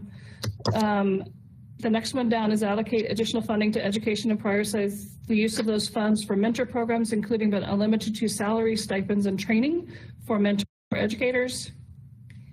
And then the next one down is amend the timeline for educators to get we already talked about that one, the double dipping for the PERS. The next one is require health plans doing business in Nevada to include extensive wraparound service benefits. The next one down is ask the State Board of Education to reevaluate high school graduation requirements to remove duplicative coursework and to ensure coursework aligns with the Nevada system of higher ed need-to-know requirements. Right now, there are courses in middle school that students take that they have to retake again in high school. That's becoming an issue. And the next one down is increased funding to support the buyout for unused sick leave at the teacher's daily rate of pay or at a set statewide minimum amount upon retirement. One of the reasons for this one is the unintended consequences of not paying a whole lot for those sick leave days is that you have educators using up those sick leave days, and then that's days when we don't have subs in classes, or we have days without a licensed teacher in front of those students. So helping to promote them to actually just buy out that sick leave and not use it. The other one is allocate funding to provide supply cards for teachers to purchase classroom materials. The rationale behind that one is the donors choose is great, but they really like it's a belief of the recommenders for this one is that those funds are not necessarily distributed to every single educator. And so this would actually make it to where they're distributed to every single educator and it's not selective. The next one down, the second from the bottom, is take action to prevent districts from scheduling one teacher teaching two different content classes in the same room at the same time, something we call stacked classes. Now, this is not combined grade levels like third, fourth, fifth, or third, fourth. This is actually, my husband had this happen to him. He teaches band. He has one period where he's supposed to teach jazz band, marching band, and advanced guitar, all in the same classroom, all at the same time. Not possible. It's happening to teachers across the state. So that's what we mean by stacked classes. And then the last one here on the bottom of the list so far is allocate additional funding for the creation and training of student support teams, like multi-tiered systems of support, wraparound services at every school. So that's a nutshell. Those are the ones we have in our systemic support and infrastructure to improve working conditions. Are there any of those that really speak to you that you want to prioritize and move up? Because what we can do is we can identify our top 3, top 5, and then the rest of the order can be alphabetical, whatever it is you'd like to do. Carrie Finn, for the record, I just have a question. So is this like the exact language that's going to go in it? Because I see everything is like pertaining to teachers. You know, I would like to see like education support professionals included. I also would like to see educational support staff included in some of these. We can make those revisions if the group agrees, yes. Well, this is Jared Kiefer. I'd say the number one thing that we have right at the number one does include everybody, especially the bus drivers and aides and stuff, because it is going to create a minimum wage, basically, correct? Kathleen Collins, for the record, it does say for licensed personnel, but we can revise this recommendation if this group wishes to read licensed and education support personnel. I would appreciate that. Okay. I would agree. Would agree. I agree. Okay, well, we will add that one in. Thank you so much. Thank you. I'm going to italicize that. This is Jared Kiefer. Hi, can you explain what health wraparound services are? So the wraparound services, Kathleen Collins, for the record, that we discussed in these recommendations are access to counseling, mental health supports, things of that nature, really making sure that these insurances offer those health club benefits, health club benefits, prevention, those kinds of things. Thank you. Mm-hmm. Prevention, not just maintenance or fixing. This is Jared Kiefer again, because I was on the insurance negotiation. Many of your insurance companies provide that already, and I don't know how we're going to require insurance companies to, especially if we're negotiating with them, to have that insurance. I don't know how we're going to force that when we're in the middle of negotiations. Me personally, if we're already going for the state, what is it called, PBS or whatever it is, if we're already going to PEBP, if we're already going for that, I don't know that that other one is necessary or could be lower. And second, Secondly, I just want to mention one more before I get off. The supply cards, I'm not a fan of that one. I think that one should go towards the bottom only because, and I'm being ugly here, but it's because teachers are lazy that they don't go get the GoFundMe. I mean, that's a pretty easy amount of cash just for a few minutes of work. Emily Houston, I want to touch back on that, allocating funding for the wrap services, et cetera. That's not necessarily referring to insurance, is it? Isn't it referring to just building those programs within the schools for students? So for the record, Kathleen Gallus, for the record, no, the recommendation is to require health plans doing business in Nevada to include extensive wraparound service benefits. Does it say that in there? Mm-hmm. For creation of training. Okay. Yeah, I agree. I think that should be lower. There's two separate items there that refer to wraparound services. One is for health insurance. Yes, Kathleen Gallen Collins, for the record, the one I just read is further up. It's about 1, 2, 3, 4, 5, 6 up from the bottom. The last one on this list, as you see on your screen, is allocate additional funding for the creation and training of student support teams for MTSS, the multi-tiered systems of support, wraparound services, et cetera, at every school. That would be a lot like your social emotional learning, providing supports at that. So it would be provide funding and training for student support teams in schools. Okay, that's the one I was referring to. I think that one is important in helping teachers survive this job, frankly, giving these kids with all of these issues and needs the support that they need, so that they're able to address their academics aside from the struggles they're facing. So I see a lot of nodding heads with this. Is the group in agreement to move this further up? Yes. Yes. Okay. Yes. Okay. I'm just going to put it under the others, and then we can move around the top 5. I'm putting it under the second one because we haven't decided on any others. And I want to just be clear that MTSS, that's for actual people in schools that are going to be helping, not for the whole system setup and all of that, because I mean, we've been working on setting that MTSS up for a while. That's correct. It would be for working in schools. Okay.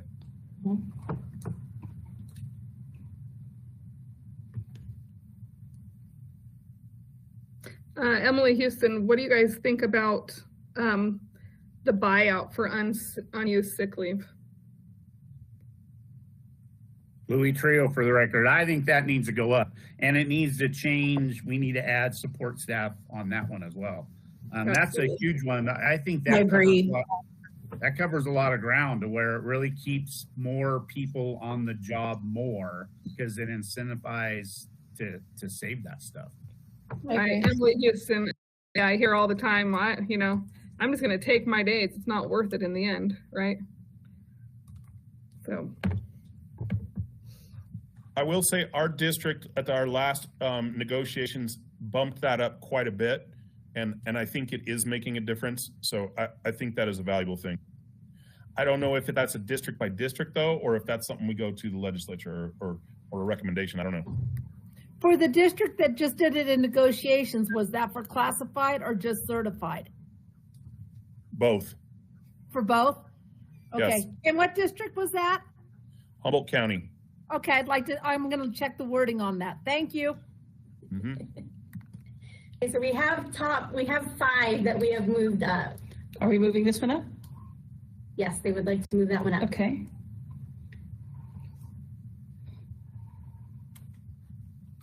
Allocate. We have 4 that we've moved up.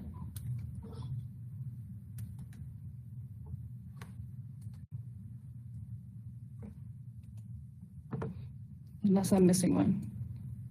We have the implement the statewide minimum, expanding the benefit enrollment to include public employee benefits program, allocate additional funding for the creation and training of student support teams for MTSS, and increasing the funding to support the buyout for unused sick leave of teachers and education support personnel's daily rate of pay. Is there another one that you see beneficial to move up to have a top 5? Louis Trio for the record. I got a question. It's just thinking outside the box, looking big picture. The third one down that talks about increase the allocation of funding to education and prioritize the use of those funds for district-led recruitment and retention efforts. Could we not add that and combine that and the allocate funding to improve the organizational imaging of teaching profession and combine those two? Isn't that kind of, I get the idea of doing a statewide thing to improve what it looks like, but also when we're talking this stuff, shouldn't the districts have some responsibilities of doing their own recruitment and retention? I'm sure they need some of those. Can that all be combined is my question. I'm going to say I agree 100% because the other side of it is, I don't know, most of you districts are probably familiar with this. We're all competing for the same teachers, trying to get them to come to our district and teach for us. So if you're going to put state funding into that, that seems kind of strange.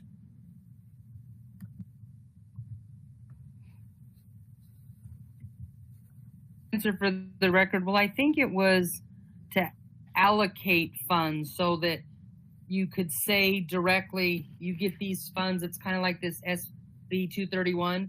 These funds can only go to recruitment or retention. You couldn't just put them in the general fund and use them however you wanted. Spencer for the record. But I agree. I almost think that you could do those two together. I don't see a problem with that. But we probably need to be done with this section if we're going to finish on time.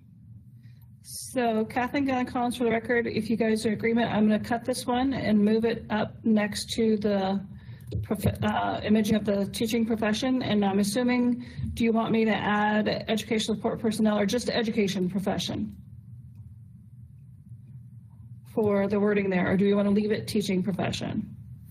I think we better add the educational support just so that they don't. Yeah, I'd like leave to it out see on that there. added. I agree. I mean, we have a shortage across the board. Okay. And I'm making those changes in bold so that you can see those changes where I'm adding in that language. And then that recommendation is now part of the original recommendation. And then Kelly Lynn and I, if the group agrees, can work on fine tuning that in the report, knowing that the intent is to combine those.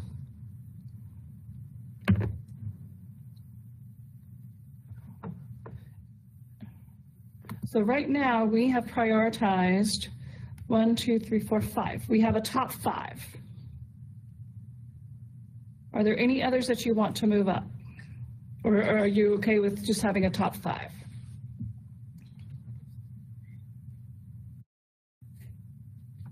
So for the record, I think we're good with the top 5. Because this becomes a lot of work later on. Okay.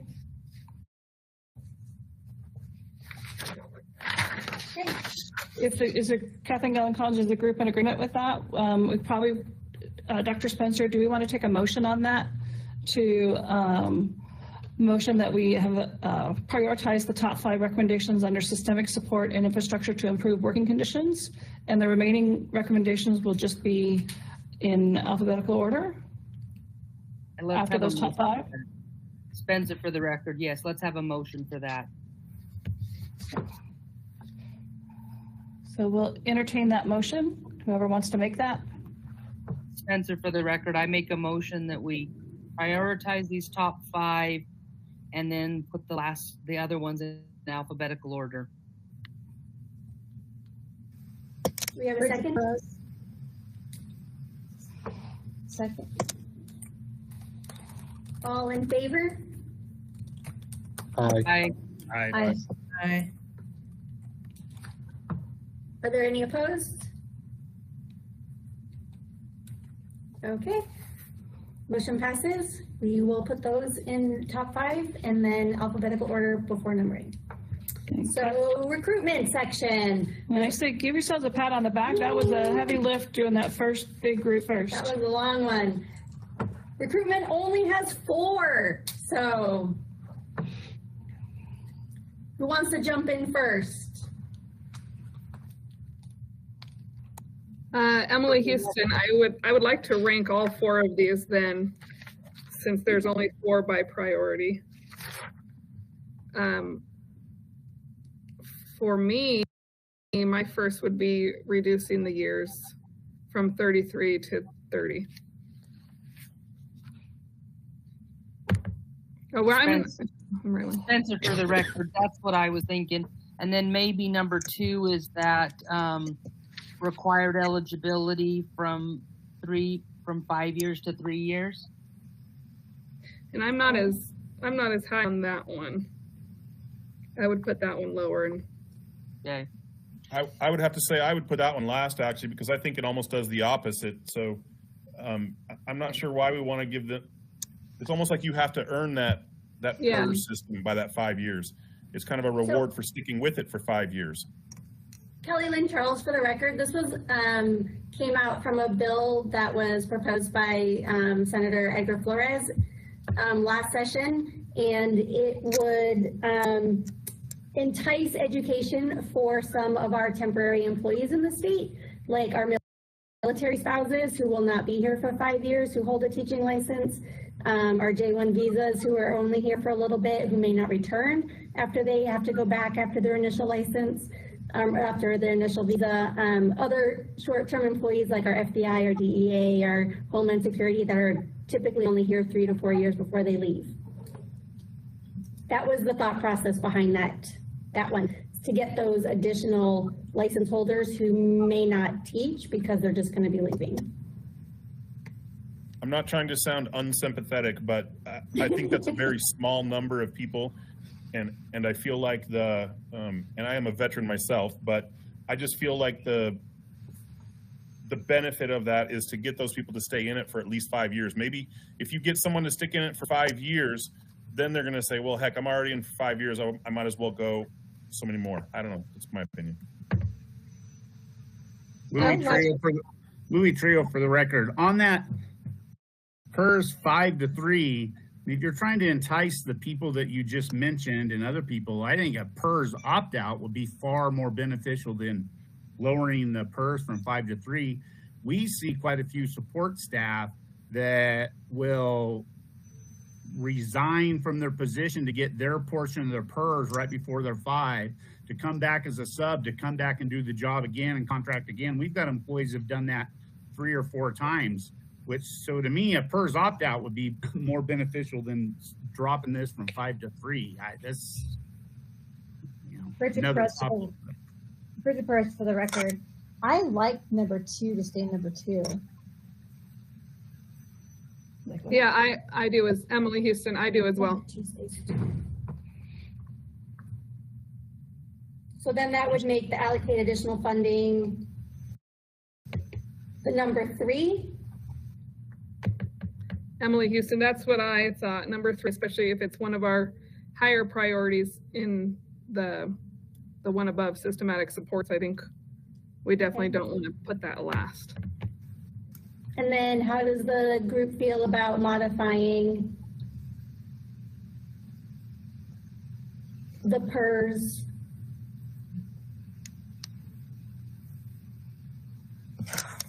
Five to 3 years to opt out. For the record, maybe this group doesn't feel like we even need it in there at all. Or that. I agree with that. I agree. I agree. I agree. So Kathleen Gallen-Collins, for the record, is the group agreeing to remove the recommendation of reducing the number of years required for eligibility from 5 to 3 years? Yes. Yes. Okay. I'm marking that one in red so we know that's the intent behind that when we hold a vote on these recommendations. So right now I have number 1 under recruitment is return the PERS service requirement from the current 33.3 years to 30 years. And number 2 is still allocate additional funding for scholarships to increase number of qualified support services personnel, such as counselors, social workers, psychologists, etc. Number 3 is provide dedicated funding for districts to provide signing bonuses and longevity pay. Is that the order we want, or do we want to move any of the others? This is Kiefer again, Humboldt County. I'm still concerned about things like that signing bonus, because I don't know about you, the other counties, but man, we offer a $7,000 signing bonus, and who's to say that the person doesn't come here and work 3 years and then go to the next county right next door or somewhere else? I mean, I don't know about having state funding for signing bonuses. What about longevity pay? That's a little different. I'm not even sure how that would work. I don't know how that works, but I don't know. I agree for mineral, because we continuously have people come here and stay the 3 years and collect the signing bonus and then leave. Emily Houston, I really like the longevity pay. Give people incentive for staying so long. Not 3 years, not 5 years, but right, maybe benchmarks throughout the 30 years. For the record, but I think the recommendation here is to get the state to designate those exact funds, because I do negotiating in Lincoln County, and I can get some things changed, but I never can get longevity, because like, oh, well, we're out of the budget. But if we knew that the legislature was going to always give a 3% or 2% or whatever in longevity, then it would always be there. That's just my thoughts on what we talked about in the last one. Carrie Finn, for the record, I agree. Kiefer from Humboldt, I'm not sure how that longevity pays. Would it be like a one-time stipend, so you hit 10 years and they give you a one-time stipend, or is it you get a percentage increase, or what does that look like? Catherine Gallincon, for the record. We see that Lyon County right now, we just talked about that too. It was up to our negotiated agreements between classified and certified. And we agreed for a one-time, everyone across the board. So I guess that's open to interpretation as well.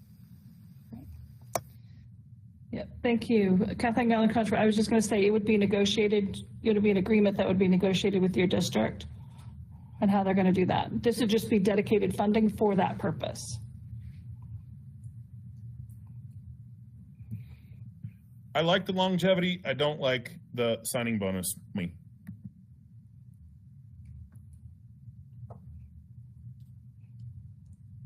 Kathleen Gallincon, what's the rest of the group think? Question. Are there sorry, Bridget Perez for the record. Are there stipulations on that signing bonus? Like, do they have to stay a certain time? Like, how does that work? Again, Kathleen Gallincon, for the record, it would be something that would be negotiated with your district on how they would operate that. This is just, we're just making a recommendation that there's dedicated funding for signing bonuses and longevity pay. Louis Trio for the record. So I think this might be a good time for me to let the whole group know. I'm actually a state officer as well for Nevada Classified School Employee Public Workers Association. I actually negotiate 7 of the rural support staff contracts. I believe the state already funds longevity. It's in the roll-up. So each year in the state budget, you'll find a section where they do what the state calls roll-up, which is for your steps, columns, and longevity. And it's usually 2% per year. So the state already funds longevity. You have the right to negotiate that funding and how you want. So I think when we're talking about longevity here, the state already funds that. So that would be an increase of that funding since it's already there. I'm 99.9% sure that roll-up includes longevity. A longevity bonus? No, it's part of it's so deep down in the state budget when it comes to education budget, and it's usually done since they changed the pupil center funding, they put it somewhere else, but there's always a roll up, and it's called, the state calls it a roll up, which is for, it's for your steps, columns, and longevity. And so they increase each district's budget by 2% per employee for steps, columns, and longevity. And so again, with negotiable, if your steps are 2% or more higher, your columns are 2% more or higher, that doesn't leave a lot of room for longevity. So I think the proper wording on this would be increased funding for longevity, because that's what happens usually in our conversations. And I think every one of the ones I negotiate have longevity, but that is, the conversation does come to, the district will say, well, you're out of money. We gave you whatever percentage COLA, which applies to your steps and columns. There's no money left to increase your longevity, because they get a certain amount of money. That's usually the case in the rurals. And that's what I look at as the rural. So I'm pretty sure the state already funds longevity. This would be an increase to longevity. And I just, for the record, I'm against signing bonuses. I think Lyon County, what I've seen, does it the best. They give a bonus, they spread it out over so many years, which keeps them there, but people tend to leave. So we're incentivizing people that aren't here yet. I prefer incentivizing people that have been here, put the time in, and want them to stay longer on the retention side. But so I think it should read increased funding for longevity.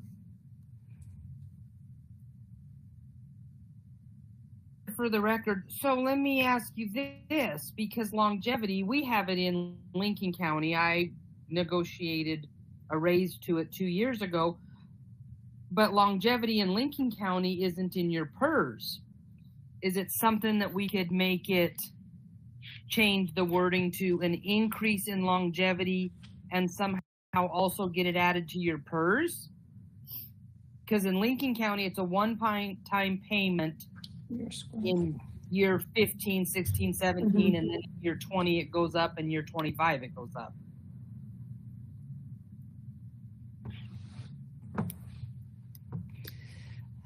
Kathleen Gallon Collins for the record. I don't know if we can be that specific around PERS. That's not necessarily, I don't think that's necessarily within that Committee on Education's purview.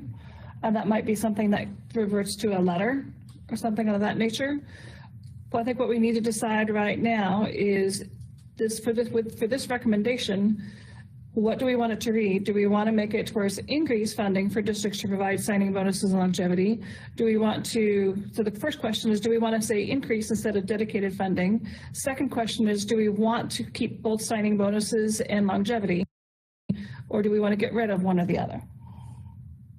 But if it were to say dedicated increased funding and take off signing bonuses, are people in agreement with that? Louis Tree, for the record, I am. And Keith, for the record, I agree. Harry Finn, for the record, I agree. Emily Houston, I agree. Guys, I agree. Okay.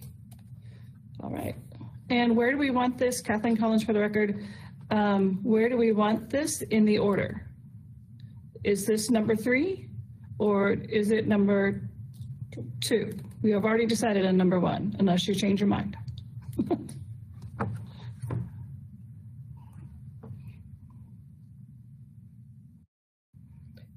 Emily Houston, I say 2. And the portion for social workers, psychologists, 3. For the record, that sounds good. And Key, I agree. Carrie Finn, I agree. Okay. All right, so I'm moving that one up to number 2. And are we ready to vote on this section? Do we want to keep number 2 in recruitment? Since it is now, we're getting rid of signing bonuses, we're just doing longevity pay. Does that still go for recruitment, or do we want to move it down to retention? Bridget Perez. Retention. Okay. So I'll move this one. And then we'll need to decide its order there too. Okay, so we will entertain a motion to have the recommendations, 1 as the PERS from 30 revert to 30 years instead of 33 years. And number 2, allocate additional funding. Move bonuses to retention and take out the PERS retirement from 5 to 3. Teacher, so moved. That was Marcy, right? Yes. Okay, and do I have a second? Carrie Finn, I second. All in favor? Aye. Aye. Aye. Opposed? Okay, motion passes. Retention. So in the retention section, we have, what was it, 7? 1, 2, 3. 7, now 8. 7, now 8, because we're going to move that one down. So the first one is increase the funding for the Teacher Advancement Scholarship. Right now we have $2 million for the biennium. We were able to give out, I think it was close to 124 scholarships for that. That is the one that provides a master's degree for teachers that have been here for 5 years and want to get a master's in education-related field. We have allocate additional funding to prioritize the use of the funds for targeted training of administrators in building systemic support for educator efficacy and increasing job satisfaction. So it's basically helping our administrators become better at building a really positive school climate and culture. The third one is provide grant funding for districts to give salary incentives for those who stay in special education positions. The rationale for this one is special education positions are often the most critical shortage areas in the state of Nevada. And so providing some specific salary incentives for those to stay in those positions we thought might be helpful. The next one is allocate dedicated funding to cover the cost associated with gaining an endorsement in a district designated critical shortage area. So if a district designates a subject area as a critical shortage area, there could be dedicated funding to cover the cost to get that endorsement added to your license. The next one is revise Nevada Public Employee Retirement System PERS to returning the benefits percentage to 90% after 30 years of service. Another one is provide state general funds to supplement the current funding structure to support the Home as Possible for Teachers program. This is a program that is completely excess fee funded, right, from the Home as Possible, from the housing division. They provided basically out of the goodness of their hearts, whatever money they have left over, they provide to this Home as Possible program.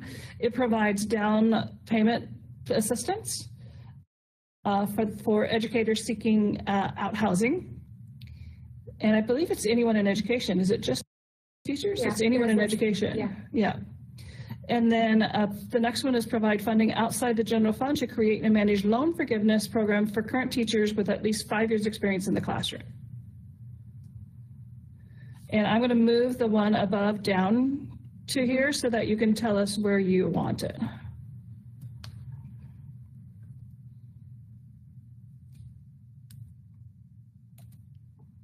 So which is your top recommendation in this category? We'll start there.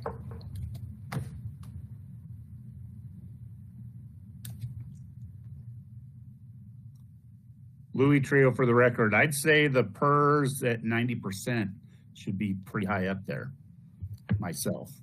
Yep, Emily Houston, I agree. I feel like I'm thinking about getting out at 25, but maybe I'll hang out for 30 if I can get 90%.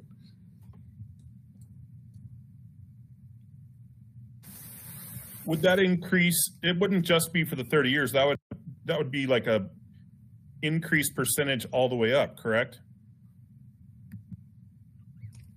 Kathleen Collins for the record, I don't think that would be the case based on this recommendation. Emily Houston, it says after 30 years, right? Yes.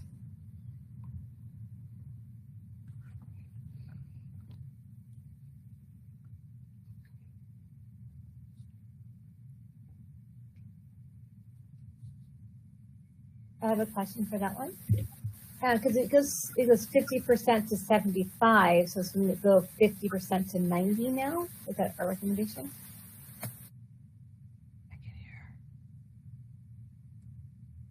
I believe that was the intent.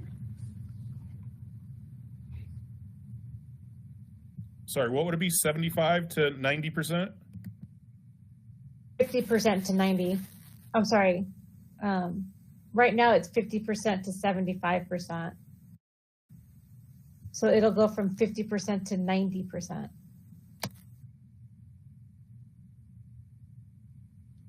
Wait, retirement is only 50% of your highest 3 years right now? No, depending on how many years you have in. And when you started, there's a whole scale. Emily Right. Houston, what are starting teachers? What's their percentage? I don't know off the top of my Like head. new teachers as of this year, next year? I believe it's 75%. Spencer, for the record, you got to go to the PERS thing Yeah. and you can type in and it'll show you if you started this year, or this year.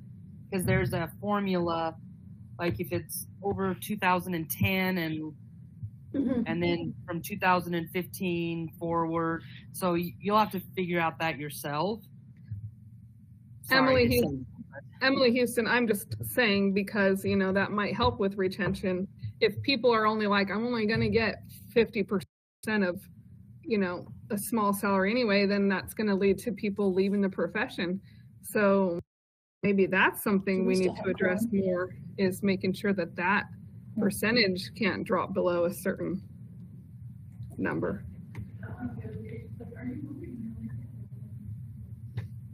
I think this could have some unintended consequences. I mean, it sounds great for those teachers that are just at that 30 years were like, oh my God, I can't handle this. I got to get out at 30. And then they realize they can make 90 in a huge jump by just teaching one more year.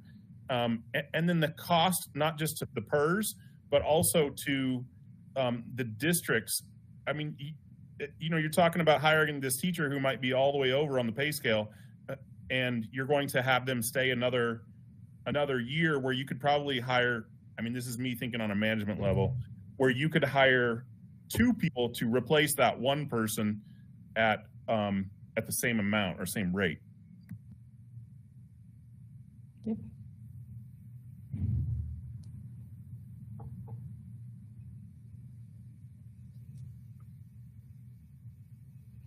Yeah, Emily Houston, I agree that you're right. That might just lead to, I mean, probably at most someone staying 5 extra years. For us, for the record, what is the intention of that? Are we keeping them, you know, trying to keep people to stay for 30 versus 30? I'm kind of confused on that one. So Kelly Lynn Charles, for the record, the intent was again, to encourage them to stay 30 years. Those of us that were in the classroom at a certain time have years at 90%. And if they've never left, then they will get 90% of those.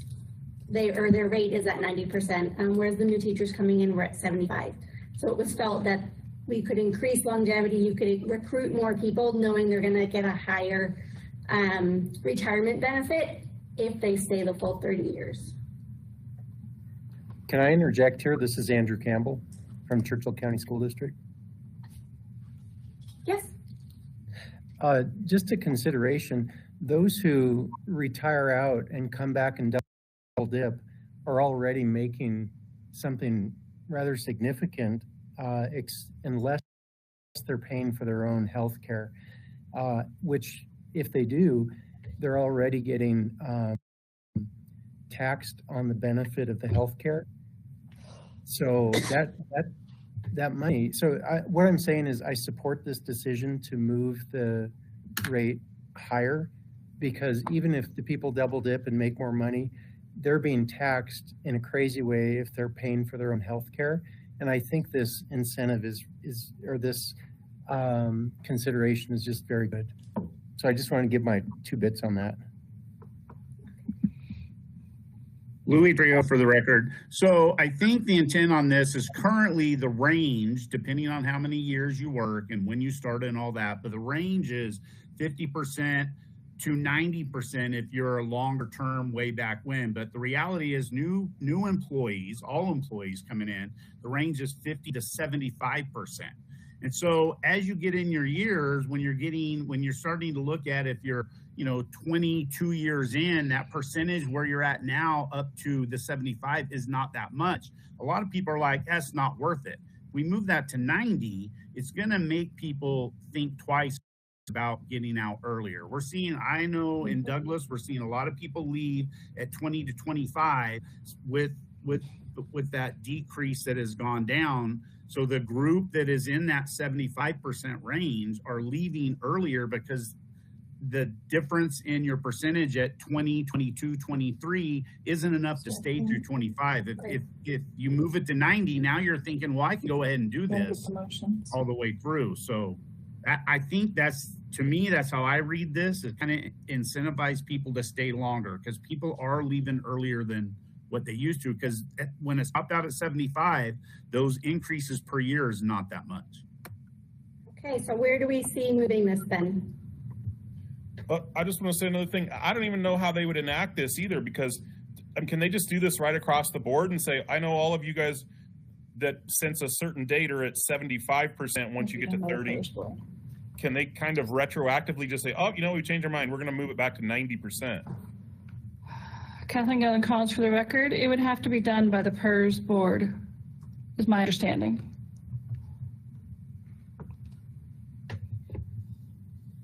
I personally would rather see an increase across the board rather than keeping the teacher that has 30 years in. I'd rather have the teacher that's at 22 say, oh my gosh, now there's an increase from, I don't know, 63% if I get out at 20 or I don't know, whatever. But if you did a staggered increase, I don't know. I think that would be more effective than keeping the teachers with 30 years in, and probably more cost effective.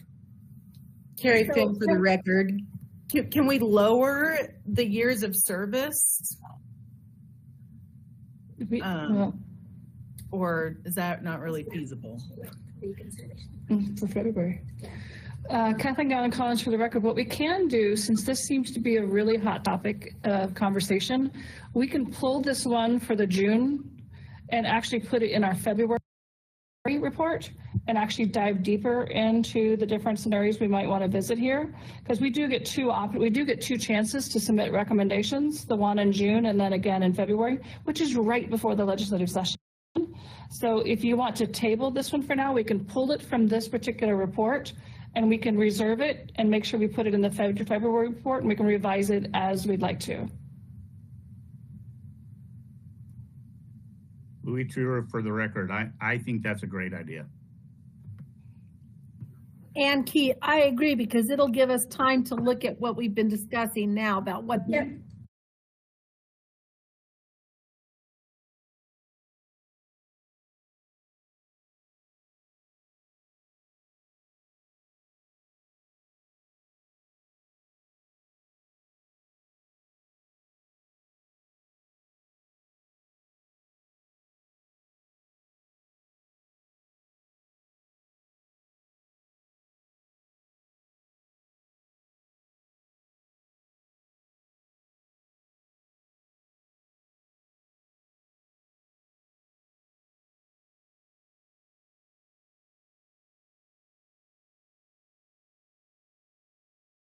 Us who it's only our first year, 30 years is forever. Our first year. Okay, are there any that we see that we want to just bump right up to the top right now?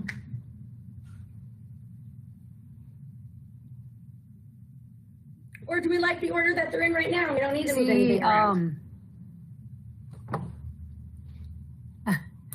I'd like to see providing great funding for districts to give salary and incentives for those who stay in special education positions. Having the biggest, a big district, Elko County, our special ed teachers sure have, like, they have dates they have to finish, like getting a kid in there, but because we have to wait for Elko County from the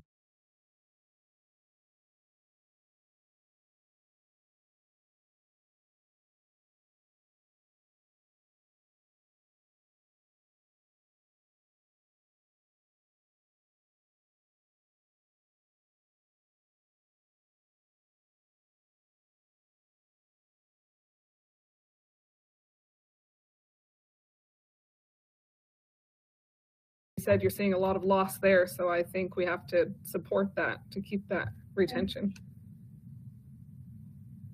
Does the group agree moving it to the top?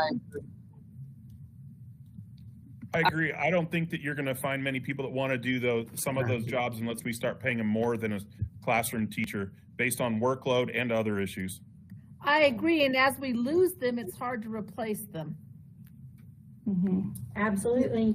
Carrie Finn, for the record, does that include like the support staff, the special education paraprofessionals? Yeah, it says who stay in special education positions. We can make a note here to add to the rationale. Make sure, yeah. The parapros and so forth. I agree with that too for mineral, because we have parapros and we have so many open positions that sometimes they won't apply. They might want it, but if they think they're going to get put in the sped parapro position, they don't even want to apply or be interviewed. Yeah. Okay, any others that you see moving up? I just want to add to that a little bit, and I mean, I know I'm going a little bit off, but there's a whole nother aspect there about working conditions and safety and stuff like that in, I don't know if it's the same term everywhere, but some of the CLS and stuff, and that's a whole nother thing, but it's almost like you have to incentivize them because like she said, I forgot the lady's name, but you have people who do not want to do that job. Well, that's Kathleen Gallincons for record. That's one reason why this group recommended working conditions survey to be inclusive.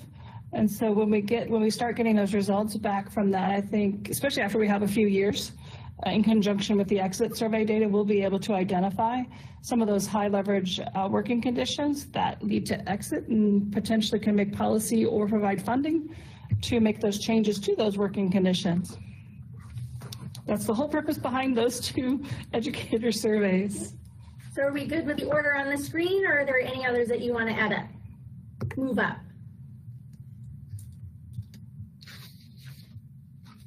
Recommend that we leave them as is and Spencer for the record and move on to the next section. Was that a motion I heard you make, Sherry? Motion you heard me make. Okay. I have a motion from Sherry Spencer to leave the recommendations as on the screen. Is there a second? Carrie Finn, for the record, I second. All in favor, say aye.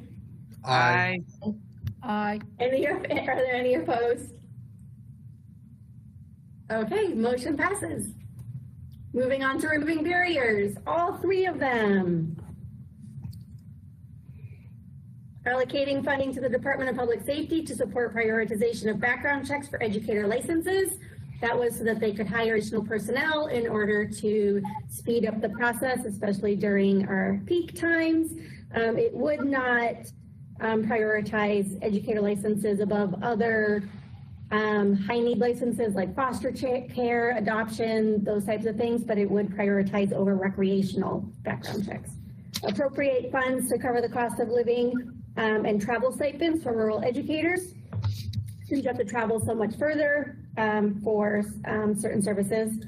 And then provide funding for districts to offer housing opportunities to all educators to support longevity in the district. And that's housing in the district. And that's housing support in multiple different ways as teachers move in. So. For the record, there's only 3 of these. I'm not sure we need to spend very much time unless somebody is dying to have one in first place.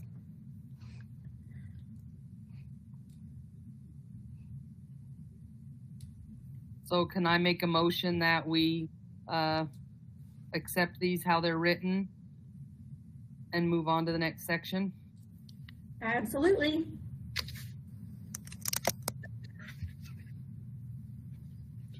So Sherry has made a motion that we accept the 3 in the order they are on the screen. Do I have a second? Bridget Press seconds. Who is it? Bridget Perez. Okay, good. All in favor say aye. Aye. Aye. Aye. Aye. Okay, any opposed? And motion passes. And now finally we move to our letters of support. First one is writing a letter to districts encouraging them to value and respect teacher autonomy in lesson planning, design and delivery, and that goes towards teacher working climate, working conditions, school climate, and morale. Write a letter to districts and associations encouraging them to improve communication to teachers, explaining their salary schedules and how to, the process to advance their salary.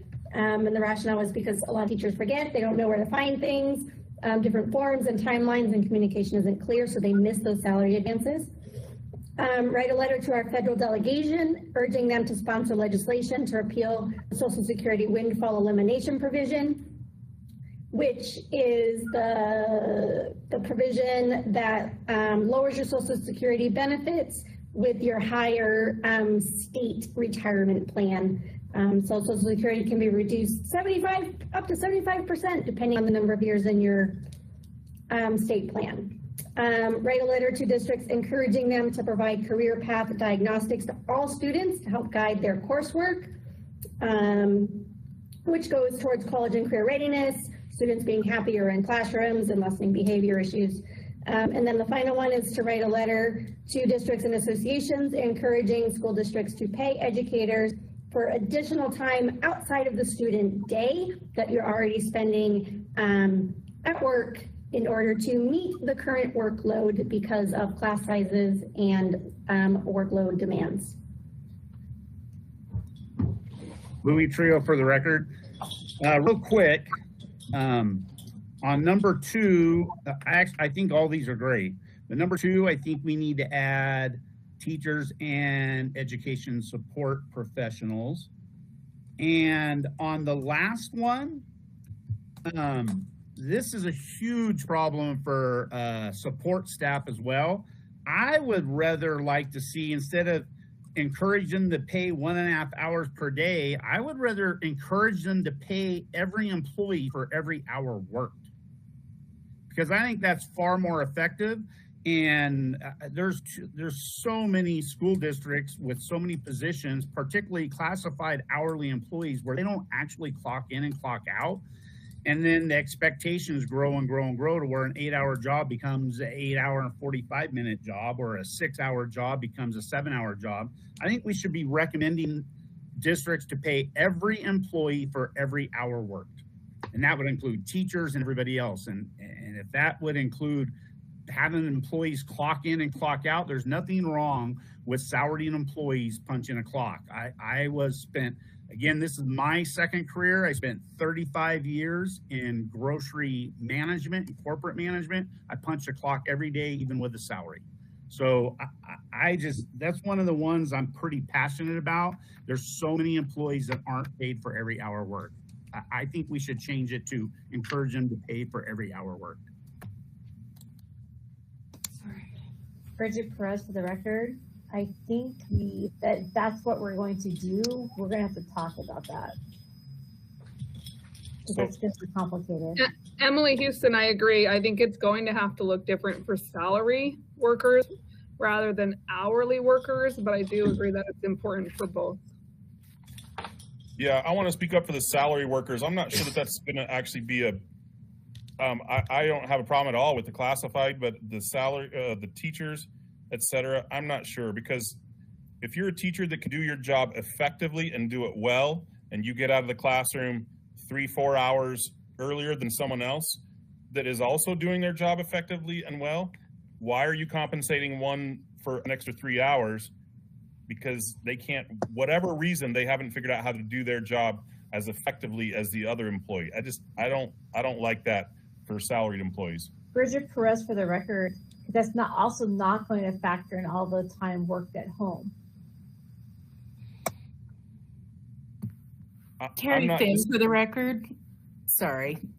I just wanted to see, bouncing off of Louie's idea, can we make another one for education support professionals? Because a lot of us, I can tell you myself, I'm a clinical aide. We have 2-year RNs that are classifieds. We're expected to work through our lunches, and we don't get paid for that. Sometimes there's emergencies. So I like Louie's idea for the support staff to get paid for every hour that they work. Is there any way we can make a separate one? Kelly Lynn Charles for the record.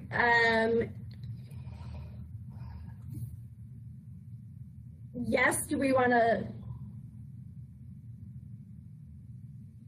move it or hold off on it until the February report like we did the other one so that we can hash it out and find research and get more research and data on it and then put both of them forward on the February report?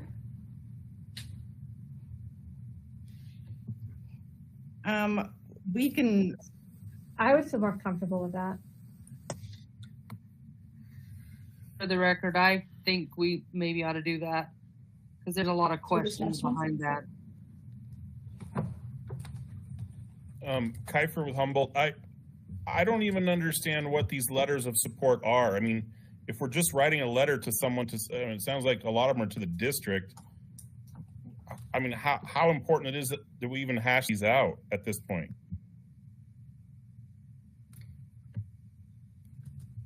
Well, we want to make sure that if they're going to write a letter in support of an action, that we give them the appropriate outcome and pathway for that action.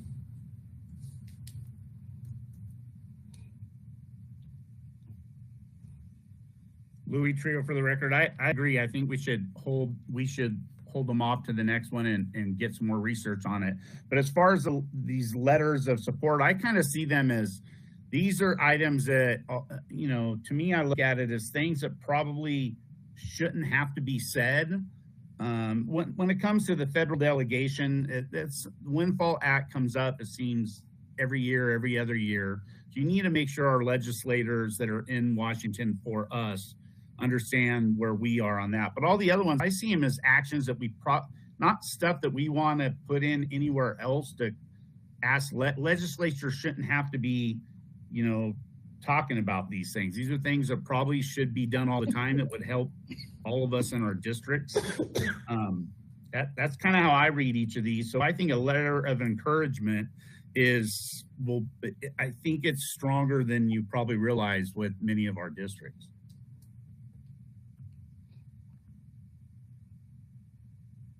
So are there any letters of encouragement that you would like to see prioritized?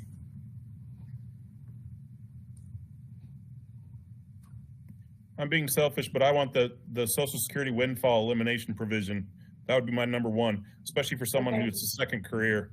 I agree. That needs to be number one. Emily Houston, I agree as well. Louis Trio for the record, I agree too, but again, you're gonna hear this from me a lot. I think what would be one way around the Windfall Act is for a PERS opt-out for employees, because again, as someone with a second career, coming in for recruitment, particularly for support staff, classified employees, that is a second career, it would have been nice not to put all that money into PERS and put it somewhere else. Invest. Thank you. Okay, so we have that one first, and then the rest, we're going to pull that last one, meaning that there are the only other three. Are we good with that order? If so, oh, 4 left. That's right. We pulled the 1 to make 4. Mm-hmm. I would make a motion to, I would entertain a motion. It's been a long day today. You guys are bearing with us. You're doing a great job. I would entertain a motion to accept the recommendations in the letters of support as ordered on the screen. I'll make the record, I motion. make a motion. Go ahead. I make a motion that we accept them the way they are on the screen. Dr. Spencer? Yes. Bridget Perez will go ahead and second. Thank you. All in favor, say aye. Aye. Aye. Aye. I like when I can see your microphones on mute and then I can't hear because everybody's muting at the same time. But thank you. Are there any opposed? Okay, motion passes. We now have them all prioritized with notes for us. Now we need to move on to the report, right? Yes. Why is it? So do you want to go through the structure? Yep, so now we will just go quickly through the structure, knowing that all the recommendations will be reordered according to what you just did. So on the first page, we start and we have our table of contents if you want to scroll, which will all be reordered appropriately to what you just did. We list our members and your districts. We give an introduction with the bill overview. Oops, where'd it go? There we go. Overview and the roles and responsibilities of the task force, the members, NRS, your names and your districts that you're representing. Then we provide an acknowledgement to the groups that came to present to the task force and give the recommendations. We also extend appreciation to the 2023 Interim Finance Committee that provided the funding for the working conditions and the exit transfer surveys. We also thank the 2023 legislature for the bills that they passed that the task force recommended, and we look forward to working with them on the recommendations in this report. Then we go over the overview and the format, and this kind of just summarizes recommendations and why. We went with knowing that just always removing a barrier to education isn't necessarily going to keep teachers in the classroom, so everything needs to be done in a holistic, systemic manner, like you need to do PERS and working conditions and longevity bonuses and climate, and right, in order to fix it. And so that was the lens that we wrote all of that through.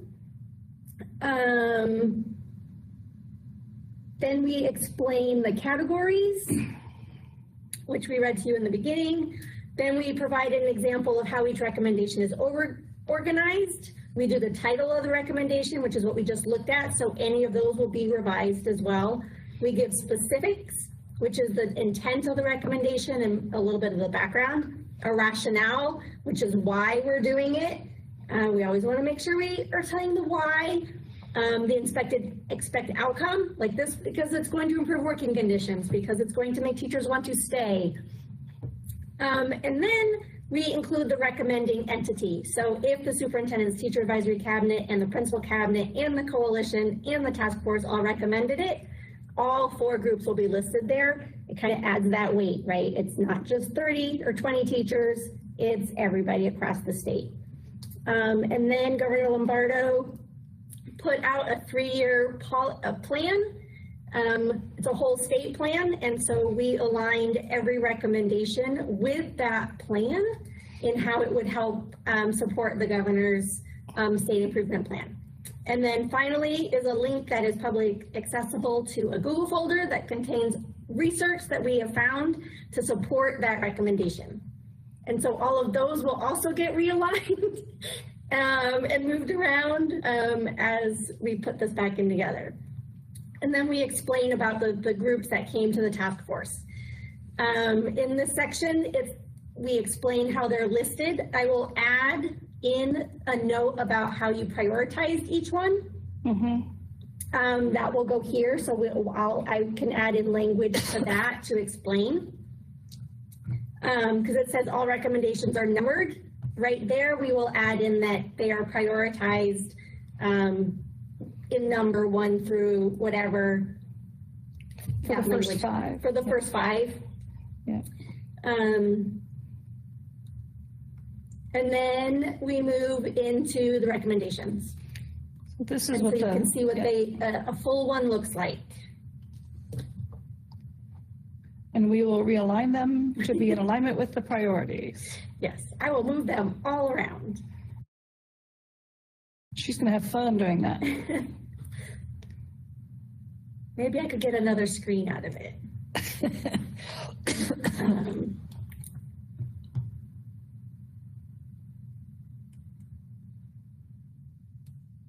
So are there any questions about that? Any comments? Additionally, if you didn't establish an acronym when we rearrange it, we will make sure that they're established. So all of those grammatical and technical edits will also be made. And then it's good to note that in the appendices, we list the actual recommendations from each of the groups that the task force requested recommendations from. Yes. So the STAC, the PAC, the coalition, their recommendations will be added to the appendices for this particular report. So what we are looking for here, this is Kathleen Gallen-Collins for the record, is what we need to do is we need to submit the report internally for quality assurance and so forth. So we need to make sure that you all are okay with the content of the report as we discussed today, with the changes we're going to make with the recommendations, the reordering, the prioritizing, we'll do all of that.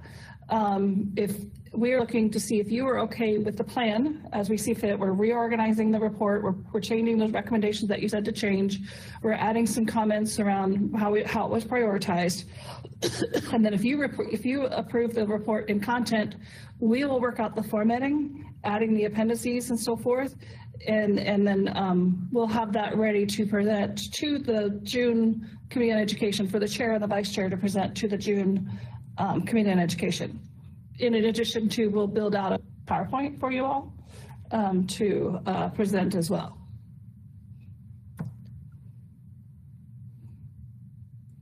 Any questions? Do we still have quorum? We do. Is there anything that you wanted to look closer at in this report?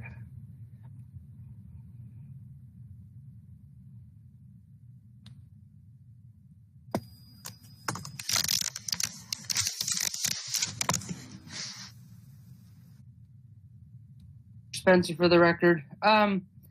It's going to take you guys some time, I know, but we appreciate all that goes on to this report, and I make a motion that we accept it, and knowing that you will make the changes that we asked for. Louis Trio with a second. All in favor? Aye. Aye. Aye. Any opposed? No, motion passes. Thank you. I will get right on those tomorrow. Do we need to make a motion to have the chair and the vice chair present on behalf of the force? No, they normally do. Okay. Anyway, I don't think we have to make the motion. Okay. Then with that, we move on to agenda item number 9, future agenda items. Are there any topics or items that you as a member would like to discuss at the next meeting? One question, this is Kiefer from Humboldt. The West Ed information that you guys said and the exit interviews or whatever, do we already have data on that, or are we going to be waiting on that? When does that come available? Kathleen Gallen-Collins for the record. So the exit interview right now, AIR is just starting them with districts. So the way it's working is districts can opt into it right now. It is not a required survey, but they can opt into it. So AIR is working with those districts to get them to opt in. They're sharing the contact information for the educators that are exiting or transferring. So if they're going to a different school, they will also get the name. So it's whether they're leaving a school, district, or the state, the profession. And they will send them the link to the survey. And there's an option for them if they want to sign up for an interview at the end of that survey. They won't be interviewing everyone that takes the survey because that could end up being a whole lot of people. But they will interview like a wide range, a diverse group of people that are exiting or transferring, and we'll get that data. We won't have solid data from that until probably July, depending on the number of districts that buy into this, that opt into this. But we expect a much fuller report before the next legislative session, about December, January. And the working conditions is not yet being implemented. It is still being built, but we do expect to do a field study of that in May And they're doing cognitive interviews with people, getting information on what they think of the questions, things of that nature. So don't be surprised if you get an email from Kelly Lynn saying, would you like to volunteer some time to do a cognitive interview around the working conditions survey to tell us what you think of the questions? That is a strong possibility that we'll reach out to you around that. Does that answer your question, Jared? Yeah, for the most part. So so not all districts are opting for it, and it is optional for the employee that is exiting. Is that correct? Right. They do not have to take it if they don't want to. It is not an anonymous survey. It is a confidential survey, because we would not be able to link the exit survey results with the working conditions survey if it was completely anonymous, and then the data would not be all that valuable. In addition, not everyone's going to be asked to take it as well, correct? Even if they want to. If that district has opted into the survey, then everyone that's leaving or transferring will be asked to do the survey. Okay, thank you. Yeah. Now, right now, I will say the limit on the exit survey is it just is for teachers, but we will be expanding that this next year to include all educational personnel. Okay, thank you. Mm-hmm. Carrie Finn for the record. Just because I just have a question, just because this is the first year that the education support professionals have been asked to sit on this committee, and I don't know how I go about this, if we would, if it would be up for a topic of discussion or a recommendation or a letter, but I'd like to see education support professionals that work the same hours and days as the teachers get the same year of service credit of PERS as the teachers. I agree. I agree. That is one of our biggest concerns for our classified, and we have people that don't even realize that that's happening to them until they get way up in their years. I testified on that bill and they shot it down. So. Thank you very much for doing that. We appreciate it. So that is definitely, we're going to, Kathleen, go ahead. I'm sorry.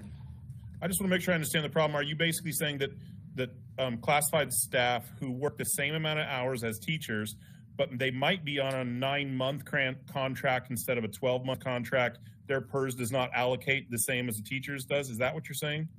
Correct. Yes, it does not. So we do not. So people that have worked the same amount as, you know, if someone worked 20 years, they don't get the same, they don't get 20 years service credit. They get like 17 or 16. Right. Someone that worked 20 years on a 9-month contract would get, like you said, 17 years. Okay. Correct. So we're just asking, in all fairness, to help retain. Actually, go ahead. Actually, we work the 12. Our pacing is done to 12 months, just like the teachers. But what PERS did to us was that we have to work, like we're not full 80-hour week employees. We're 70. And what when I was part of the on the, what do you want to call it? Part of the Elko County support staff as the president, I had asked that questions and they said they would not give classified, especially the like aides, an 8-hour, the same as teachers, is because we would break PERS. Well, I want to say I think we're talking about two different things, because there are classified staff who are on a 9-month program, and there are other classified staff that are on a 12-month program. So I think that's where the discrepancy is happening. Well, the PERS is based on your hours worked, so that's part of it. But we're talking about the service credits, and so for the service credits, it's 0.88 instead of a 1 for a classified who works 9 months a year. The other issue with that is that I lost my train of thought. Give me a second. So this is Kelly Lynn Charles for the record, and I think this would be a great conversation to agendize at our next meeting when we begin getting more research and speakers in to craft the February recommendations. Because we will start immediately on those February Yes. recommendations. This one is done, and now we start looking to February. So yes, I encourage, find what you have, send it to us, and we will put it into starting to build the next one. Is there anything else you would like on? Absolutely.